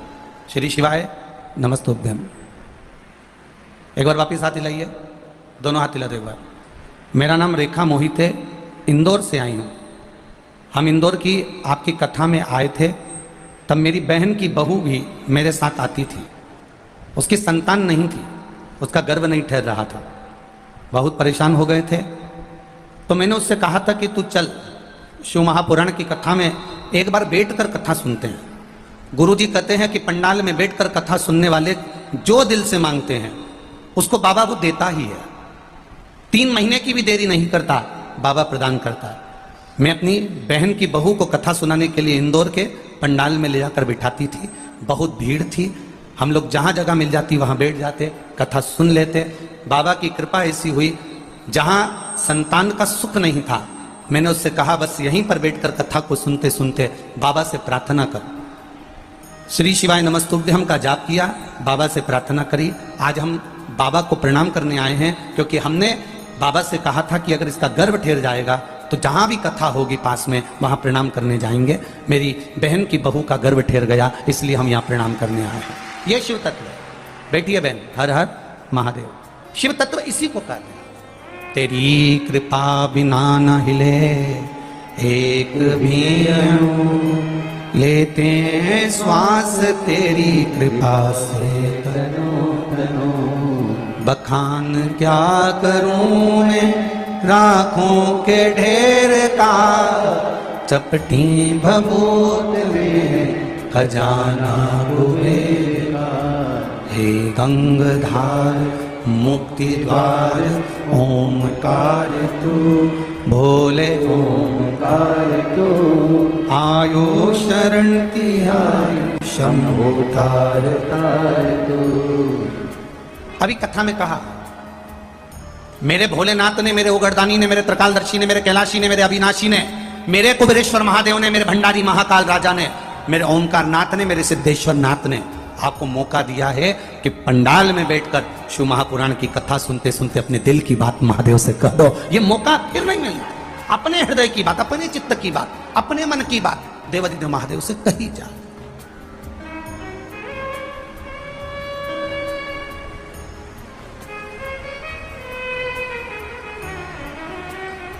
आप बैठे हो कथा सुनने के लिए, कोई बाजू में से निकल कर जाएगा, कोई इधर से निकल कर जाएगा, कोई उधर से निकल जाएगा, कोई आपका मन भटकाएगा, पर यदि आपकी चित्तवृत्ति शिव महापुराण में रमी हुई है, आप कंकर शंकर को अपना मानकर अगर विराजमान हुए हो और दिल से कथा सुन रहे हो, तो मेरे बाबा भी आपकी झोली खाली नहीं रखेगा, दिल से भरकर भेजेगा। ये निश्चित है।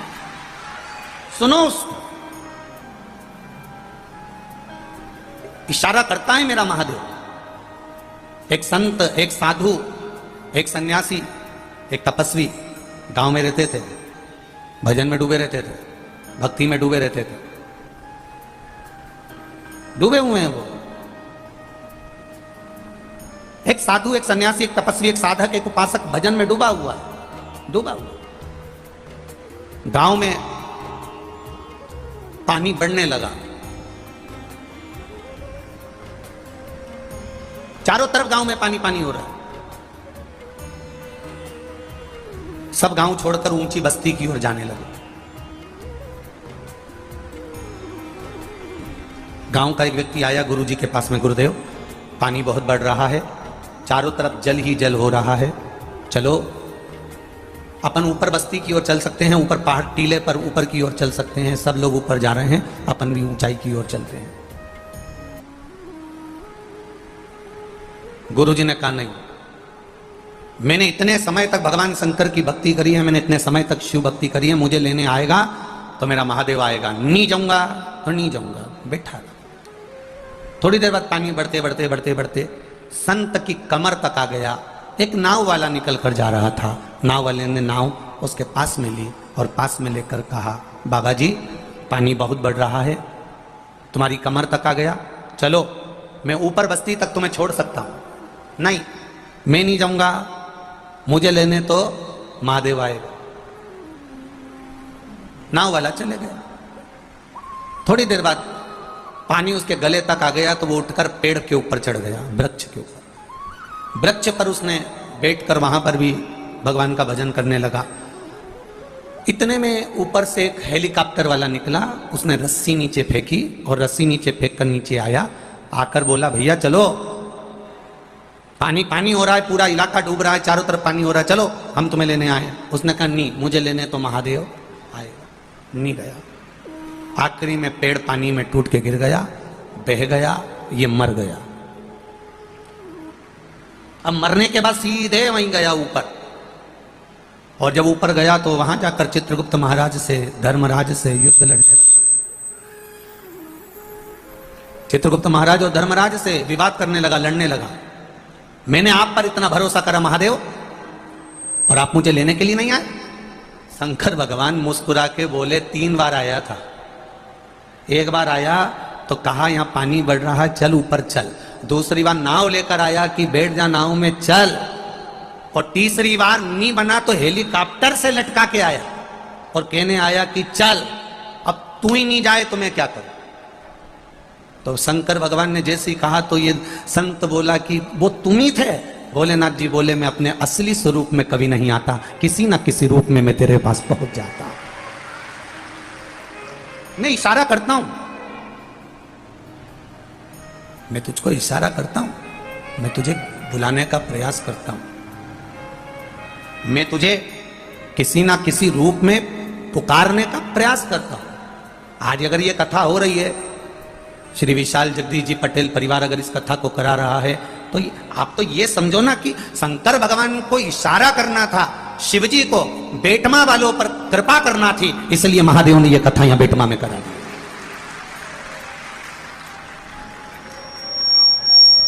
ये शिव की कृपा है, ये शंकर की उदारता, ये शंकर की करुणा है।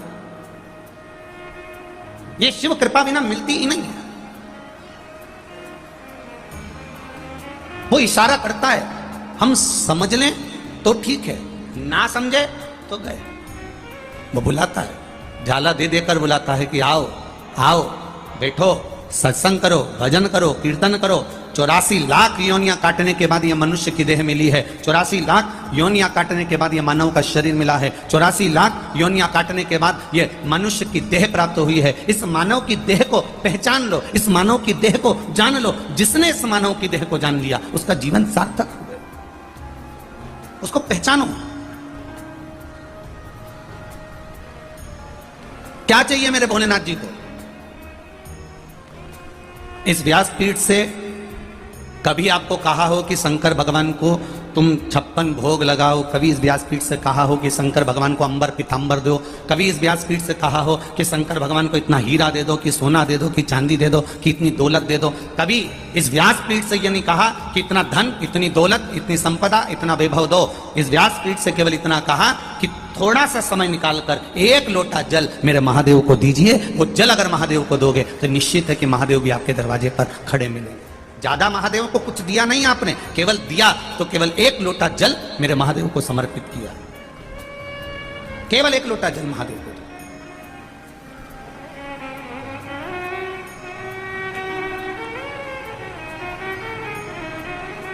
क्या मांगा मेरे महादेव ने? कुछ नहीं। उसको तुमसे कुछ चाहिए भी नहीं।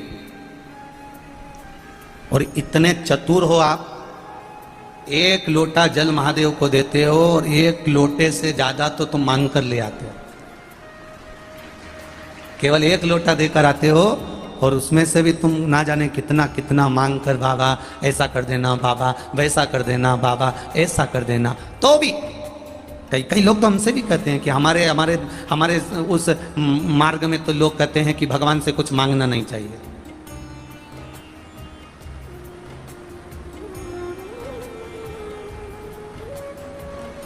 हम जिस संप्रदाय से जुड़े हैं वो पुष्टि मार्ग है, ब्रह्म संबंध है, इंदौर गोवर्धननाथ हवेली जी का। हमारे पुष्टि मार्ग में यहां तक कहा जाता है कि ठाकुर जी से कुछ नहीं मांगना, ठाकुर जी को देना पर मांगना नहीं। पर शिव महापुराण की कथा कहती है कि भगवान जिसको आप पूज रहे हो, जिसका आप भजन कर रहे हो, जिसका आप स्मरण कर रहे हो, जिसका आप कीर्तन कर रहे हो, जिसका आप मंत्र जाप कर रहे हो, शिव महापुराण थोड़ी सी विपरीतता कहती है कि उसके पास जाओ तो अपने दिल की बात कहो।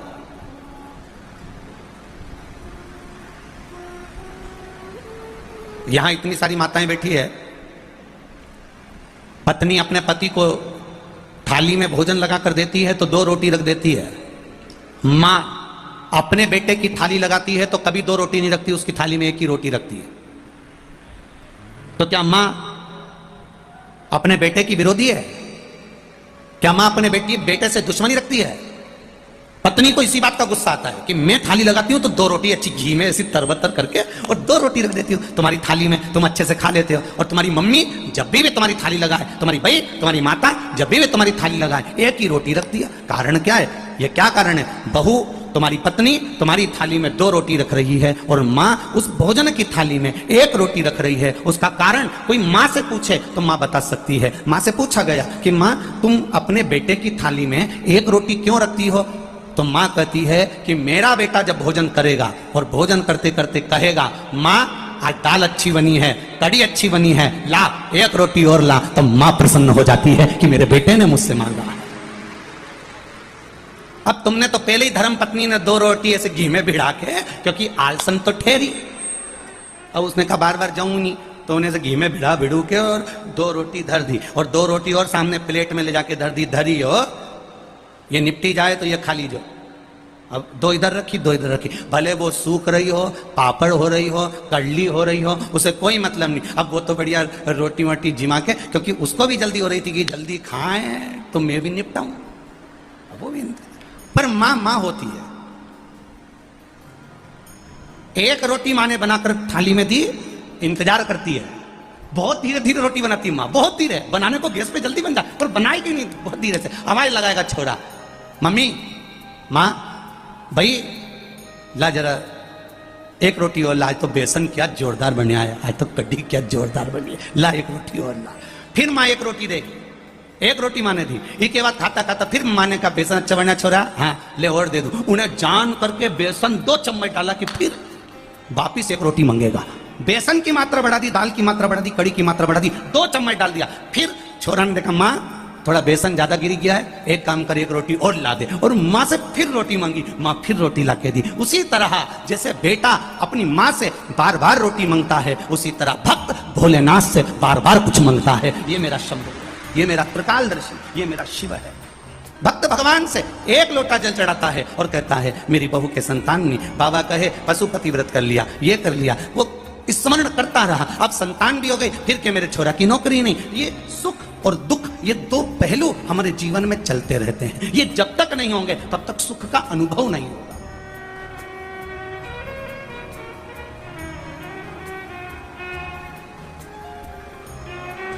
इशारा करता है वो, बुलाता है वो, आता है, और उसमें समझ आपकी चाहिए, ज्ञान आपका चाहिए।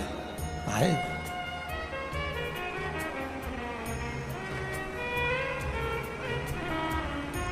खाली ना जाता कोई दर से तुम्हारे, खाली ना जाता कोई दर से तुम्हारे, मैं भी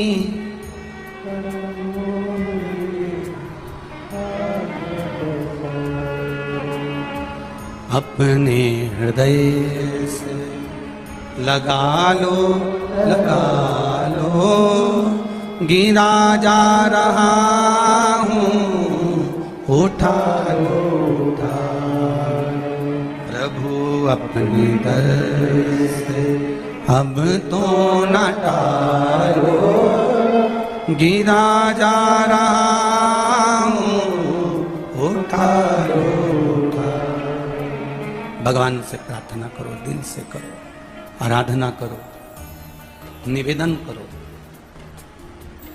जब उससे कहोगे, दिल से कहोगे, वो दिल से सुनेगा। हृदय से कहोगे, वो हृदय से सुनेगा।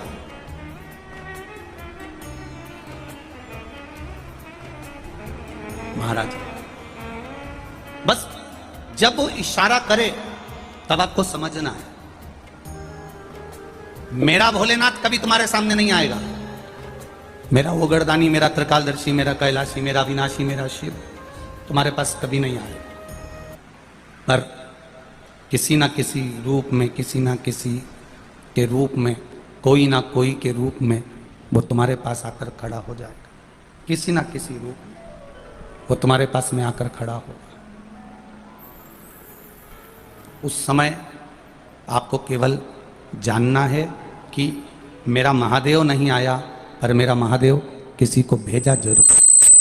मेरा महादेव नहीं आया है, पर मेरा महादेव किसी को भेजा जरूर है। उस समय हमको पहचान, उस समय हमको जान।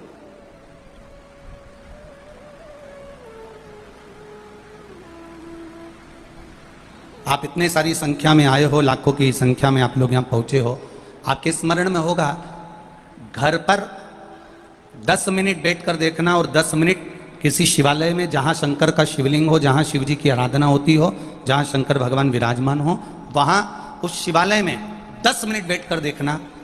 दुनिया की शीतलता, दुनिया की शांति, दुनिया का सबसे बड़ा सुकून कहीं मिले ना मिले, पर किसी शिवालय में जहां शंकर भगवान का शिवलिंग विराजमान है, उस शिवालय में थोड़ी देर जाकर बैठना। दुनिया की सबसे बड़ी शीतलता। ना वहां पंखा चलेगा, ना वहां कूलर चलेगा, ना वहां एसी चलेगा, ना वहां कुछ भी होगा, पर इतनी ठंडकता होगी, इतनी शीतलता, इतना आनंदता होगी कि आपको लगेगा कि यहां मेरा महादेव विराजमान है। स्वयं कैलाश पर्वत यहां पर विराजमान, स्वयं कैलाश पर्वत।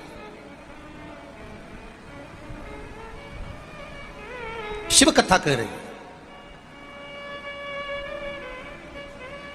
जन्म देने वाला वो, मारने वाला वो, बचाने वाला वो। जैसे दधीची ऋषि की अस्थियों को लेकर चले गए देवता, और दधीची ऋषि ने अपने तन को भस्म कर लिया, और उनकी धर्म पत्नी सुभाष को मालूम पड़ा कि मेरा पति चले गया और मैं गर्भ से हूं, मेरे गर्भ में संतान है, और ये गर्भित संतान मैं क्यों जन्म दूं? अब इस संतान, इस संतान को जन्म देने से मुझे लाभ क्या है? इस संतान को जन्म देने से मुझे फायदा क्या है? जब मेरा पति चले गया तो इस संतान को मैं क्यों जन्म दूं? किस लिए जन्म दूं? विचार करा। पीपल के वृक्ष के नीचे 2 पत्थर उठाकर सुवार्च ने अपने गर्भ पर मारना प्रारंभ करा। जब गर्भ पर अपने पत्थर से प्रहार करने लगी तो देवाधिदेव महादेव वहां प्रकट हो गए। क्या कर रही हो सुवार्च? क्या कर रही हो यार? अपने गर्भ को समाप्त कर रही हो। सुवार्च कहती है कि मेरा पति चले गया, पति गया, अब मैं इस गर्भ को रखकर करूंगी भी क्या, क्योंकि पति ही नहीं है। पति नहीं तो इस गर्भ का मैं क्या करूंगी? मेरी संतान का मैं क्या करूंगी? सुवार्च, ये अच्छी बात नहीं, ये श्रेष्ठता नहीं है। गर्भित नारी के गर्भ में जो बच्चा है उसको पूर्ण तरह से जन्म देना एक नारी का कर्तव्य है। मेरा पति चले गया तो मैं क्या करूंगी जन्म देकर? सुवार्च ने शंकर भगवान के सामने फिर पत्थर उठाया, उठाकर फिर मारने लगी। शिव जी ने कहा, रुक सुवार्च, ये क्या कर रही है तू? तेरा पति अगर गया है तो जन कल्याण के लिए, जनमानस के कल्याण के लिए गया है, देवताओं के उद्धार के लिए गया है, तो चिंता मत कर। तेरे गर्भ से जो बच्चा जन्म लेगा वो बच्चा कोई साधारण नहीं होगा, स्वयं शिव का एक अंश तेरे गर्भ से जन्म लेगा और उसका नाम पिपलाद होगा। तो क्यों साधारण सी नारी बनकर रहती है? क्यों? कई माताएं कहती हैं कि हमारे यहां हमने किसी से पूछा था तो किसी गुरुजी ने बताया था कि गर्भवती नारी को शंकर जी के मंदिर नहीं जाना चाहिए। फिर कोई माता जी ने लिखकर भेजा कि कोई, हमने किसी के मुंह से सुना था कि जिसका गर्भ ठहर जाता है गर्भवती नारी को शंकर जी के मंदिर नहीं जाना चाहिए, शिव जी पे जल नहीं चढ़ाना चाहिए, शंकर जी की पूजन नहीं करना चाहिए, शिवलिंग का स्पर्श नहीं करना चाहिए। पहले तो जिसने तुमको बताया कि गर्भवती नारी शंकर के मंदिर नहीं जा सकती, गर्भवती नारी शंकर जी की पूजन नहीं कर सकती, गर्भवती नारी शंकर जी को जल नहीं चढ़ा सकती, गर्भवती नारी शिव जी का भजन नहीं कर सकती, ये कौन सी पुराण में लिखा है? कौन सी पुराण में लिखा है? कौन से शास्त्र में लिखा है कि गर्भवती नारी को शिव जी का भजन नहीं करना चाहिए? यहाँ शिव महापुराण की कथा कर रही है, पिपलाद की कथा कर रही है कि पिपलाद की मां सुवाच गर्भ से है और गर्भ को नष्ट कर रही है, तो देवाधिदेव महादेव आकर बचा रहे हैं और शंकर जी कर रहे हैं। तो चिंता मत कर सुवाच, तेरे गर्भ में जो संतान है वो शंकर का ही एक अंश रहेगा और उसका नाम पिपलाद होगा। शिव जी ने वचन दे दिया, जो नारी गर्भ अवस्था के समय पर भी मेरा दर्शन करती है, जो नारी गर्भ अवस्था के समय पर भी शिव की आराधना करती है, उसके गर्भ से जो संतान पैदा होती है वो कभी विकलांग पैदा नहीं होती, वो संपूर्ण पैदा होती है। ये शिव आराधना का फल। वो मंदबुद्धि नहीं होगा, वो शरीर से विकलांग नहीं होगा, वो कष्टप्रद नहीं होगा।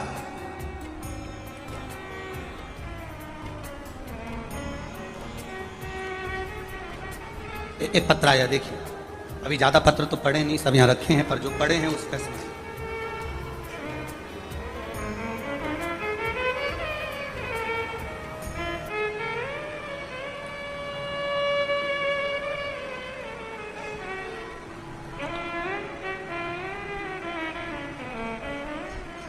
प्रियांशी अजमेरा, जिला इंदौर, इनायतपुरा बेटमा से हूं, मध्य प्रदेश। मेरा 15 साल उम्र है।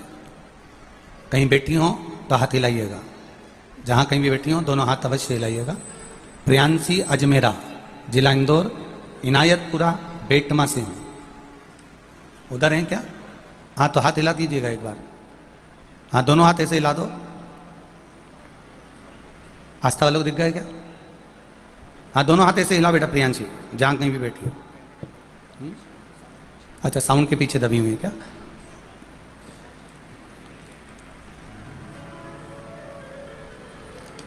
दिख गए? प्रियांशी दोनों हाथ ऐसे हिला दो बाबू। श्री शिवाय नमस्तुभ्यम।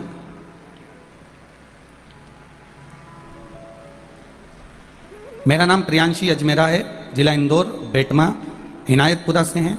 मेरे दादाजी के घुटने में, पीठ में, गर्दन में दर्द रहता था, तकलीफ रहती थी। सारे इंदौर के डॉक्टरों को दिखा लिया, सबकी गोलियां खा ली, दवाई खा ली, एक्सरे करवा लिया, सब कुछ हो गया, पर उनका शरीर ठीक नहीं हो पा रहा था। गुरुदेव, दूसरे गांव में भी जाकर, दूसरे शहर में भी जाकर दिखाया, पर कोई आराम नहीं लगा, दिक्कत आती ही रही।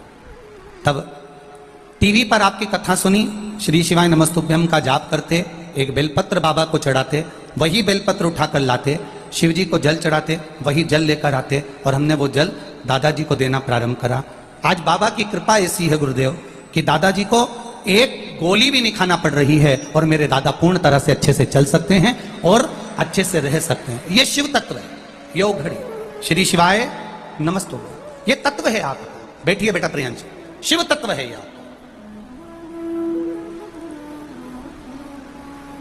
कहने वाले कह दिए शंकर जी के मंदिर में गर्भवती नारी ना जाए, कहने वालों ने कह दिया गर्भवती नारी को शंकर जी को जल नहीं चढ़ाना चाहिए, कोई ने कह दिया गर्भवती नारी को शिव जी का स्पर्श नहीं करना चाहिए, कोई ने कह दिया गर्भवती नारी को भगवान शंकर को जल ना चढ़ाना चाहिए, पूजन नहीं करना चाहिए। कौन सी पुराण, कौन सा शास्त्र, कौन सा वेद, कौन सा शास्त्र हमें वर्णन कर रहा है कि शिव जी को जल ना चढ़ाए? शिव महापुराण की कथा कहती है गर्भवती नारी जब देवादिदेव महादेव की भक्ति में डूबी रहती है, गर्भवती नारी जब भगवान शंकर की भक्ति में डूबी रहती है, तो शिव तत्व कह रहा है। पिपलाद की कथा कह रही है जब सुवार्च के गर्भ को भगवान बचा लेते हैं, तो शिव जी कहते हैं जो गर्भवती नारी मेरा स्मरण करती है, भजन करती है, कीर्तन करती है, मंत्र जाप करती है, नाम जाप करती है, स्मरण करती है, शिव महापुराण की कथा कहती है उसके गर्भ में रहने वाली संतान की रक्षा देवादिदेव महादेव स्वयं गर्भ में पहुंचकर करते हैं।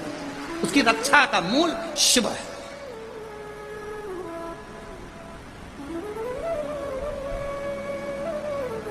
भोला सब दुख काटो मां, ओ भोला सब दुख काटो मां, शिव शंकर जपो तेरी माला, भोले बाबा जपो तेरी माला, भोला सब दुख काटो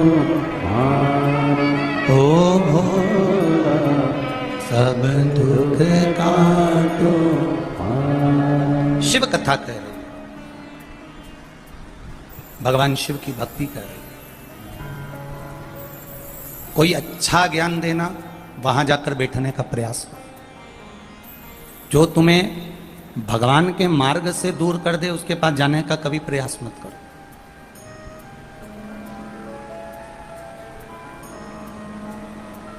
बुरे व्यक्ति से मुंह मिलाने से अच्छा है, बुरे व्यक्ति से विवाद करने से अच्छा है, बुरे व्यक्ति से लड़ाई झगड़ा करने से अच्छा है कि बुरे व्यक्ति से थोड़ी सी दूरी बना। बोलो नहीं, लड़ो नहीं, झगड़ो नहीं, थोड़ी दूरी बना लो। रावण ने विभीषण को लात मारी, रावण ने विभीषण को लात मार दी। अब विभीषण भाई सगा चाहता तो लड़ने बैठ जाता कि लंका का राज्य तेरा है तो मेरा भी है, आधी प्रॉपर्टी तेरी है तो आधी प्रॉपर्टी मेरी है। लंकाधिपति रावण ने विभीषण को लात मारी और विभीषण के मुख से शब्द नहीं निकला। विभीषण उठकर लात मारते से रावण ने जैसे लात मारी, विभीषण उठकर चल दिया, प्रणाम करा, नमन करा, दंडवत करा, और विभीषण उठकर चला, बाहर निकला। विभीषण के जितने पक्ष वाले थे उन्होंने विभीषण से पूछा, क्यों विभीषण, तू भी शूरवीर है, तू भी योद्धा है, तेरा भाई भी शूरवीर है, वो भी योद्धा है,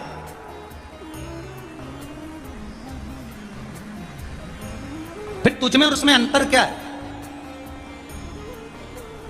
तू डर गया क्या? तू डर गया क्या तेरे भाई से?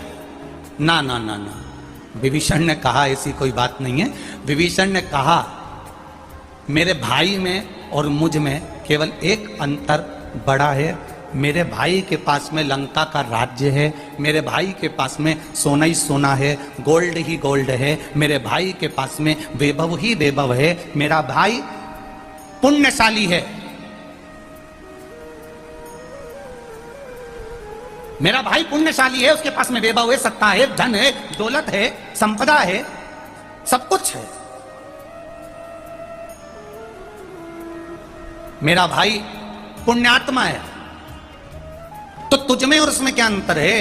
विभीषण ने कहा हम दोनों भाई में केवल एक अंतर है, ये पुण्य आत्मा है। और विभीषण कहते हैं मैं धर्मात्मा हूं। पुण्य आत्मा और धर्मात्मा में जमीन और आसमान का अंतर होता है। पुण्य आत्मा और धर्मात्मा में जमीन आसमान का अंतर होता है। पुण्य आत्मा के पास में धन हो सकता है, दौलत हो सकती है, संपदा हो सकती है, वैभव हो सकता है, सत्ता हो सकती है, गाड़ी बंगला सब कुछ हो सकता है। और धर्मात्मा के पास में कुछ भी नहीं होता तो भी उसके पास में राम कृष्ण और शिव होता है, इसलिए वो धर्मात्मा कहलाता है। उसके पास में सब कुछ है, पर मेरे पास में राम भी है, कृष्ण भी है, शिव भी हो। लात मारने वाले ने लात मार दी, विभीषण तुमने झगड़ा क्यों नहीं करा? विभीषण तुमको जवाब तो देना था, विभीषण तुमको अपशब्द तो कहना था। दुनिया के लोगों ने, उस लंकाधिपति रावण ने तुम्हारे ऊपर उंगली उठाई, उस लंकाधिपति रावण ने तुम्हें लात मार दी, उस लंकाधिपति रावण ने तुमको अपशब्द कह दिया, उस लंकाधिपति रावण ने तुमको आड़ा टेढ़ा कह दिया। विभीषण तुमने पलट कर जवाब क्यों नहीं दिया? और जवाब ना देकर तुम उठकर चल दिए। विभीषण कहते हैं मेरे गुरु कहते थे, मेरे माता पिता कहते थे कि कोई बुरा है उस बुरे व्यक्ति से झगड़ा करने से अच्छा है, बुरे व्यक्ति को गाली देने से अच्छा है, बुरे व्यक्ति को अपशब्द कहने से अच्छा है, उससे मुंह मिलाने से अच्छा है कि आप उससे धीरे धीरे कर कर थोड़ी थोड़ी दूरी बना लीजिए, क्योंकि बुरा व्यक्ति से झगड़ा हो भी जाएगा तो फिर वापिस अपन उससे मिल जाएंगे, उसकी संगत का असर होगा, हम भी बुरे होते चले जाएंगे। और अगर उससे हमने धीरे धीरे दूरी बना ली, थोड़ी दूरी हमने बना ली, तो हम उसके करीब नहीं जाएंगे और बुरे व्यक्ति की संगत हमको नहीं मिलेगी तो हम सुधर जाएंगे। संगत का एक असर बुरा भारी पड़ता। राजा चंद्रसेन, राजा चंद्रसेन कितना प्रतापी राजा। और चंद्रसेन के पास में एक हाथी था, बड़ा सुंदर हाथी, जिसका नाम महिलामुखी था। इतना सुंदर हाथी, इतना प्रबल हाथी, हर युद्ध में वो जीतता था, उसका नाम महिलामुखी था। चंद्रसेन उस हाथी पर अपना हृदय रखता था। सारे जितने नगर के लोग थे उस हाथी को बड़ा मानते थे। उस हाथी के प्रति सबका प्रेम था। वो हाथी बड़ा सीधा सरल सहज था। अब एक बार कोई चोरी करने वाले 4-5 चोर आ गए अपनी पूरी टीम को लेकर, और जहां हाथी का अस्तबल था, जहां हाथी बनता था, उस हाथी के बंधने वाले जगह के पास में उन्होंने अपना डेरा लगा लिया। डेरा लगाया, चोरों ने रोज रात्रि को चोरी का धन लेकर आते, आपस में बात करते, मदिरा का पान करते, झगड़ा करते, गालियां देते, अपशब्द कहते, मारने ठोकने की बात करते, मारने काटने की बात करते। धीरे धीरे वो शब्द हाथी के कानों में जाने लगा, हाथी के कानों में वो शब्द जाने लगा।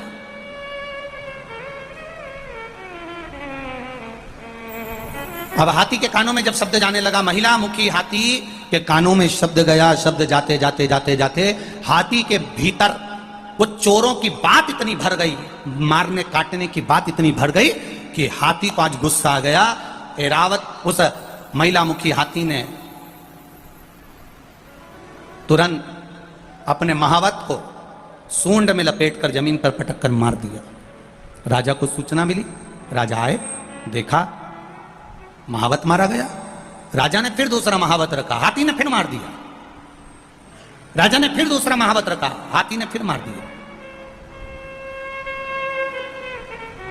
बार बार 4 महावत को हाथी मार चुका था। आखिरी में राजा को समझ में नहीं आया, पूरे नगर के लोग कहते थे इतना बढ़िया इतना बढ़िया इतना बढ़िया है, इसको हो क्या गया, आखिर हुआ क्या है इसको जो ये मारे जा रहे हैं।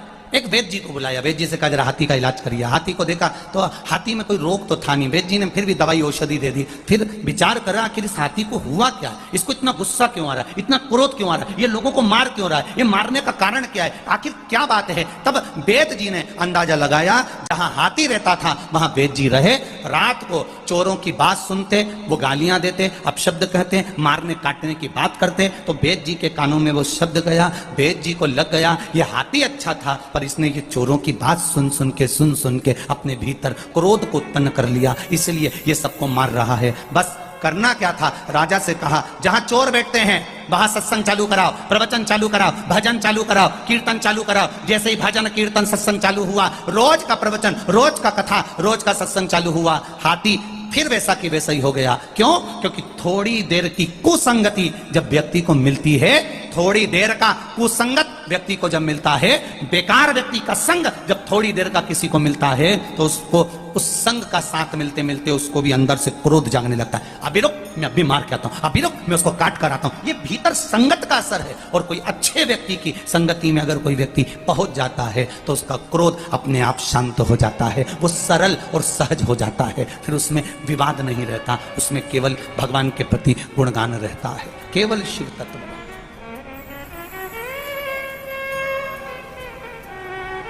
अब आप जितने भी लोग बैठे हैं ना, थोड़ा अंदाजा लगाना। शिव महापुराण की कथा जब से टीवी पर आ रही है, 3-4 साल से आप लोग देख रहे होगे। बोलो तो जी जी सही है कि गलत है? जब से देख रही हो तब से नल के ऊपर कोई को पानी की बाल्टी के लिए झगड़ा करते देखा? अरे बोलो तो, जम के बोलो। नहीं देखा। इसके बाद अब ये शिव पुराण नहीं आ रही थी, उसके पहले का चरित्र निकालो, 2 मिनट में बोलते जरा तुरंत तैयार। वल्लभ कुल की बलिहारी जब देखो जब तैयारी, तुरंत तैयार। इसके पहले जब से शिव पुराण सुनना चालू करी, उसके पहले का समय निकालो, जरा सा पानी झाड़ू लगाते लगाते कचरा हमारी बाउंड्री में आ गया और झगड़ा करने, बोलते जरा रुक जा, अभी बताऊं तेरे को, तुरंत तैयार, तुरंत। वो कचरे की बाल्टी लीने उसके यहाँ फेंकी आई, उसके यहाँ की बाल्टी उसके यहाँ फेंकी आई, उसके यहाँ का गोबर उठा के वहां पटकी आई, वहां का गोबर उठा के वहां पटकी आई। 24 घंटे एक जैसी भगोना का मुंह जैसा लेके घूमे भगोने। अब जब से कथा चालू हुई तब से अंदाजा लगा कर देखो, अड़ोसन पड़ोसन परिवार कुटुंब में कहीं विवाद होते देखा तुम लोगों ने? अरे बोलो, जम के बोलो जरा, देखा क्या? नहीं। अब क्या होता है, पड़ोसन एक लोटा मंदिर जल लेकर जा रही है, इतनी देर में इसने भी कह दिया आ रही अभी आई, और ये भी लोटा भर के लिए, और दोनों मंदिर में जाके शंकर जी के मंदिर में ऐसी बैठी कि शंकर जी हमारा और हम शंकर जी के, बाकी की हाथ लगा के बता दे। अब भोलेनाथ हमारे, अब जब तक इसकी पूरी पूजन नहीं हो जाए, जब तक शंकर जी को ये पूरी तरह से नहीं रिझा ले, पूरा नहला धोला नहीं दे अच्छे से, फिर वहीं पे बैठी बैठी भजन भी गा ले, तांबा का हंडा तातो धरो पानी, नीनाए भोला नीला के रहूंगी। शंकर जी भी तुरंत बोल दे, मत तपा तू तो नीला, तू रहने दे। भजन में मन लग गया, कथा में मन लग गया, ये चित्तवृत्ति तुम्हारी सत्संग में डूबने लगी, ये मन तुम्हारा सत्संग में डूबने लगा, ये चित्तवृत्ति तुम्हारी मंदिर में जाने लगा, मन मंदिर में जाने लगा, विवाद दूर होने लगा, क्योंकि सत्संग का असर पड़ गया, भजन का असर पड़ गया, कीर्तन का असर पड़ गया, इसलिए तुम गुनगुनाने लगे।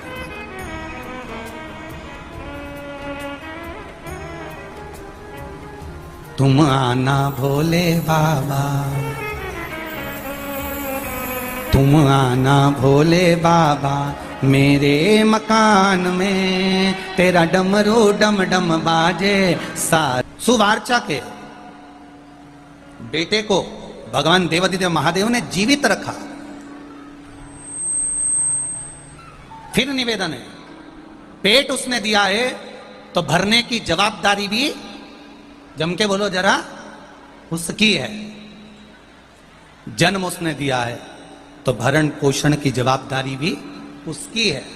बस इतना स्मरण अपनी जिंदगी में रखना, जैसे पशुओं को घास प्रिय होता है, मनुष्य को भोजन प्रिय होता है, मेरे महादेव को तुम्हारे द्वारा चढ़ा हुआ एक लोटा जल प्रिय होता है। ये मेरे महादेव की, और उस जल में छल नहीं होना चाहिए, उसमें दिखावा नहीं होना चाहिए, उसमें प्रेम होना चाहिए, करुणा भाव होना चाहिए। निर्मल मन सो मोहि पावा, मोहि छल छिद्र कपट, केवल निर्मल भाव।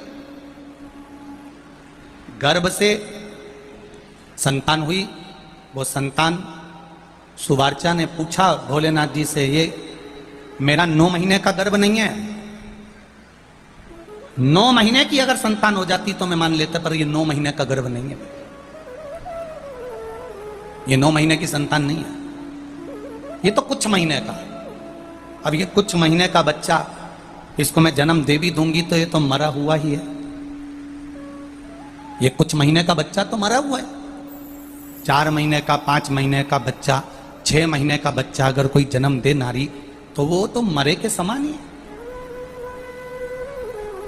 ये 6-7 महीने का बच्चा, ये तो मरे के तुल्य है। शंकर भगवान ने कहा सुवार्चा तेरा काम है जन्म देना, तो इस बच्चे को जन्म दे दे, पोषण करना मेरा काम है, तो चिंता मत कर। सुवार्चा ने उस बच्चे को जन्म देकर पीपल के पेड़ में एक कोटर थी, उस कोटर में उस बच्चे को डाल दिया। पीपल के पेड़ की कोटर में उस बच्चे को डाल दिया। एक पीपल के वृक्ष में 52,000 ब्राह्मण का निवास होता है। एक पीपल के वृक्ष में कितने ब्राह्मणों का निवास है? बोलो बोलो, जम के बोलो जरा। 52,000 ब्राह्मण का निवास एक पीपल के वृक्ष में होता है महाराज। शिव महापुराण की कथा कहती है, कभी मौका मिले कहीं पर तुम्हारे घर में दीवाल में, तुम्हारे घर की आंगन में कहीं पीपल का पौधा अगर लग जाता है तो उसको ऐसे ही उखाड़ के नहीं फेंकना चाहिए, उसको उखाड़ कर ले जाकर कहीं जंगल में, कहीं ऐसी जगह जहां पर इस पीपल का भरण पोषण हो जाए, पानी मिल जाए और किसी पथिक को छांव मिल जाए, ऐसी जगह पर उस पीपल को निकालकर लगा देने से 52,000 ब्राह्मण के पेट भरने के बराबर पुण्य प्राप्त हो जाता है। एक पीपल के वृक्ष को रोपित करना। एक पीपल के वृक्ष में 52,000 ब्राह्मण का वासा होता है। जितनी ब्राह्मण को शुद्धता चाहिए उतनी पीपल के वृक्ष को शुद्धता चाहिए, उतनी शुद्धता। अब पीपल के वृक्ष की कोटर में सुवार्चा ने अपने बच्चे को पटक दिया और पति के लिए सुवार्चा खुद सती हो गई। पति के लिए सती तो हो गई, पर कोटर में पड़ा हुआ बच्चा बिलख रहा। उसकी केवल एक पिंड की आकृति का वो बालक पड़ा हुआ। धीरे धीरे पीपल का जो वृक्ष होता है ये अपने आप में एक औषधि देने वाला होता है। अपने आप में एक औषधि, अपने आप में एक औषधि है पीपल का।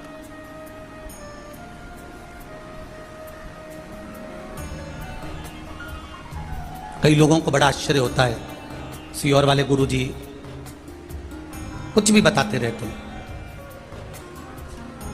सीहोर वाले गुरुजी बता देते हैं पीपल के पत्ते का ये प्रयोग करो, बेलपत्री के पत्ते का ये प्रयोग करो।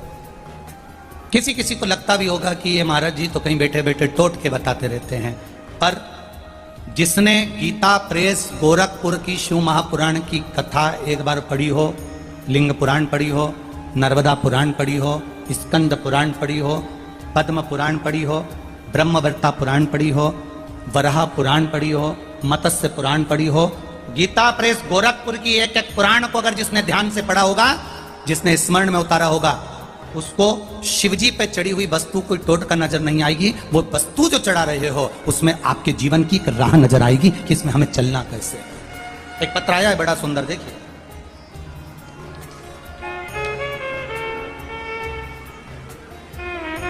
मेरा नाम सुनील सिंह पवार, पिता रूप सिंह पवार, ग्राम टोडी, मांगलिया, जिला इंदौर, तहसील सावेर। मेरा मोबाइल नंबर ये है। मेरा फोटो भी लगाकर भेज रहा हूं गुरुजी। जो मेरे मुंह में कैंसर हो गया था, उस कैंसर का फोटो, मेरे मुंह का फोटो लगाकर भेज रहा हूं। कहीं बैठे हो तो हाथ जरूर हिलाइएगा। श्री सुनील सिंह पवार, रूप सिंह पवार, कहीं बैठे हो तो दोनों हाथ हिलाइएगा। कहीं बैठे हो, मैं फोटो लगाकर भेज रहा हूं गुरुजी। इस फोटो को आप लोग टीवी के माध्यम से, एलईडी के माध्यम से देख सकते हैं। आप ही हैं, दोनों हाथ हिला दो एक बार ऐसा। श्री शिवाय नमस्तुभ्यं। इस फोटो को आप देखेंगे, फोटो में पूरा गाल कटा हुआ है। आप इस फोटो को अगर देखेंगे पास में से तो पूरा गाल कटा हुआ है। गुरुजी, मैं सुनील सिंह पवार, पिता रूप सिंह पवार, ग्राम निवासी टोंडी। मुझे 22/1/2021 को एक चोट लग गई थी। उस चोट के लगने के थोड़े दिन बाद मेरे मुंह में एक छाला हो गया था। छाला हो जाने के कारण उपचार चालू करा और उपचार करते करते डॉक्टर को दिखाया तो उन्होंने कहा ये साधारण छाला नहीं है, इस कैंसर है। हम छाले की जांच करवाएंगे, मुंबई भेजेंगे। मुंबई में रिपोर्ट भेजी गई और उसमें कैंसर बताया गया। उसके बाद में डीएनएस हॉस्पिटल में ऑपरेशन करवाया गया। ऑपरेशन कराने के बाद भी सिकाई चलती रही पर आराम नहीं लगा। थेरेपियां चलती रही, कीमो चलता रहा, आराम नहीं लगा। मेरे परिवार के किसी व्यक्ति ने सुन लिया कि शिव महापुराण में महाराज बोलते हैं कि रुद्राक्ष का जल, अगर कुबेरेश्वर धाम का रुद्राक्ष है उसको तांबे के लोटे में गलाकर उसको शिव जी पे चढ़ाकर उसका जल पीना चालू करो, उसमें आराम लगेगा। गुरुजी, मैं खुद सीहोर गया 9/4/2022 को, जब मेरे कीमो चलने लगे, मेरा शरीर ठीक नहीं हो रहा था, तब मैं सीहोर पहुंच गया। वहां पर अपनी रिपोर्ट फाइल दिखाकर एक रुद्राक्ष लेकर आ गया। उसको मैं तांबे के लोटे में गलाता, शिव जी को जल चढ़ाता और वो जल मुख में पीकर थोड़ी देर तक रखता। गुरुदेव, मेरे सारे जांचें फिर चालू हुई और बाबा की कृपा से जो 1 साल से इतना तकलीफ में था, बाबा ने अब मेरा हाथ पकड़ लिया। एक भी कीमो नहीं हो रहा, एक भी गोली नहीं चल रही और मैं कैंसर के रोग से मुक्त हो चुका हूं। आज बाबा को यहाँ प्रणाम करने आया हूं। दोनों हाथ हिला दो भाई एक बार। श्री शिवाय नमस्तुभ्यम। बैठिए। हर हर महादेव। शिव तत्व इसी को कहते। मैंने अपना फोटो भी लगाया, ये शिव तत्व था। एक पत्र और बड़ा सुंदर है, देखिए। मेरा नाम पूजा मनोज चौहान, मैं रोलाए बेटमा के पास से हूं। 1 लोटे जल का क्या महत्व है गुरुजी? पूजा मनोज चौहान, जहां कहीं बैठे हो हाथ हिलाइएगा, दोनों हाथ अवश्य हिलाइएगा। पूजा मनोज चौहान, कहीं बैठे हो तो हाथ हिलाइएगा। 1 लोटे जल का क्या वर्णन करूं गुरुदेव? मेरी एक बेटी है, उसका नाम प्रियांशी चौहान है, मेरी 8 साल की है गुरुदेव। उसके बाद हमें कोई संतान नहीं हुई और मेरे भैया संजय रानू बघेला, उनकी शादी को 19 साल हो गए, कोई संतान नहीं। तब शिव महापुराण की कथा टीवी पर सुने, 1 लोटे जल की महत्वता को जाना, शिव जी को जल चढ़ाना प्रारंभ करा। 19 साल हो गए थे, संतान नहीं थी उनके यहाँ भी, और मेरे यहाँ 8 साल की बेटी होने के बाद कोई संतान नहीं थी। 24/4/2022 को हम लोग गाड़ी कर कर सीहोर पहुंच गए। बाबा के धाम में पहुंचकर हमने वहां से एक रुद्राक्ष प्राप्त किया, विनती करी, निवेदन करा, कंकर शंकर की पूजन करी, शिव जी को 1 लोटा जल चढ़ाने लगे। बाबा से प्रार्थना करके आए कि मेरे ये भाभी को भी संतान हो और मेरे यहाँ भी संतान की प्राप्ति हो। बाबा की क्या कृपा हुई गुरुदेव। 29/12/2022 में बाबा की कृपा से मेरी उस भाभी के यहाँ भी और मेरे यहाँ भी एक पुत्र की प्राप्ति हुई। ये मेरे शिव की कृपा है, ये औघड़ी की दया। बैठिए। श्री शिवाय। ये शिव तत्व है, इसको जानना पहचानना बहुत कठिन है। एक पीपल के वृक्ष में क्या बल होता है, ये पिपलाद की कथा कर रही हो। एक पीपल के वृक्ष में कितना बल हो सकता, क्या बल हो सकता। कोटर में बालक पड़ा है, देव अधिदेव महादेव ने कृपा करी, थोड़ा सा पीपल का पत्ता उसके ऊपर गिरा, उसको दबाया, दूसरा पत्ता उसके ऊपर गिरा, फिर दबाया। मेरे महादेव की कृपा से पीपल की जो कोटर थी वो मां के गर्भ जैसी बन गई और बच्चा उस गर्भ में रहता रहा। धीरे धीरे धीरे धीरे धीरे धीरे वो बच्चा जब 9 महीने का पूर्ण हो गया, उसका फिर धीरे धीरे उन्नति की ओर बढ़ना प्रारंभ करा। तब पीपल के फल नीचे गिरते, उस कोटर में जाते, उस कोटर में वो पीपल के फल का दूध वो बच्चा पीने लगा। पीपल के पत्ते का दूध, पीपल के फल का दूध वो बच्चा पीने लगा। धीरे धीरे वो बच्चा और बड़ा हो गया। थोड़ा बड़ा होने के बाद पीपल के वृक्ष से वो बच्चा प्रकट हुआ और पीपल के वृक्ष से प्रकट हुआ तो देवाधिदेव महादेव ने आकर दर्शन दिया। मेरा नाम क्या है बाबा? शंकर भगवान ने कहा तुम पीपल के वृक्ष के अंदर रहकर बड़े हुए हो, पले हो, तुम्हारा जन्म पीपल के वृक्ष से हुआ है, इसलिए तुम्हारा नाम पिपलाद होगा। क्या नाम होगा? पिपलाद। तुम्हारा नाम पिपलाद होगा। मेरा इस संसार सागर में जन्म क्यों हुआ है, किस लिए पैदा हुआ? संसार सागर में जन्म का कारण क्या है हमारा? एक बात बहुत अपनी जिंदगी में उतारिएगा, रखिएगा। कई लोग सोचते हैं मेरा जन्म भगवान ने क्यों करा, मैं तो मर जाऊं तो अच्छा। किस लिए जन्म हुआ? मर जाऊं तो अच्छा। भगवान इस मृत्यु लोक में अगर आपको रखा है तो केवल यूं ही नहीं रखा है। पहले भी कथा में आज फिर कहते हैं, इतनी सारी बहुएं बैठी हैं, इतनी सारी माताएं बैठी हैं, अपने कमरे में ये बहुएं, ये माताएं अटाले का सामान कभी नहीं रखती है। अपने कमरे में ये बहुएं, ये माताएं हमेशा अच्छा सामान रखती है। खुद का फोटो होगा तो रखेगी, पति का फोटो होगा तो रखेगी, अच्छा वीआईपी सामान गुलदस्ता होगा तो रखेगी, कोई अच्छी चीज होगी तो अपने कमरे में रखेगी। कोई फालतू का सामान, फालतू का कोई सामान। आप में से कितनी माताएं जिस कमरे में सोती है उस कमरे में सुपड़ा रखती हो? सुपड़ा देखा है? अरे बोलो तो सही, वो ऐसा होता है फटकने वाला, वो ऐसा फटकन देते ना, तो शादी में बड़ा काम आता है। माँ कभी भी अपने लड़के, जब तक लड़का कुंवारा रहता है ना, माँ उसके सामने कभी ऐसे नहीं फटकती। क्यों? क्योंकि मालूम है माँ को, अगर इसके सामने ऐसा फटका दे दूंगी तो दहेज नहीं आएगा। इतनी चतुर होती है माँ। उसके छोरा हट, क्यों फटकना, हट उधर उधर उधर उधर। वो नहीं हटे तो माँ ऐसी घूम ही जाए, वो यूं फटक। उसमें दो कोने होते हैं, सुपड़ा में दो कोने होते हैं। और सुपड़ा क्या काम आता है? कचरा झाड़ने के लिए। अच्छा, सुपड़ा जो काम करता है वही काम चलनी करती है। चलनी का काम क्या है? कचरा झाड़ने का। सुपड़े का काम भी कचरा झाड़ने का, चलनी का काम भी कचरा झाड़ने का है। पहले के समय में सुपड़ा चलता था, आज के जमाने में चलनी चलती। दोनों में एक ही अंतर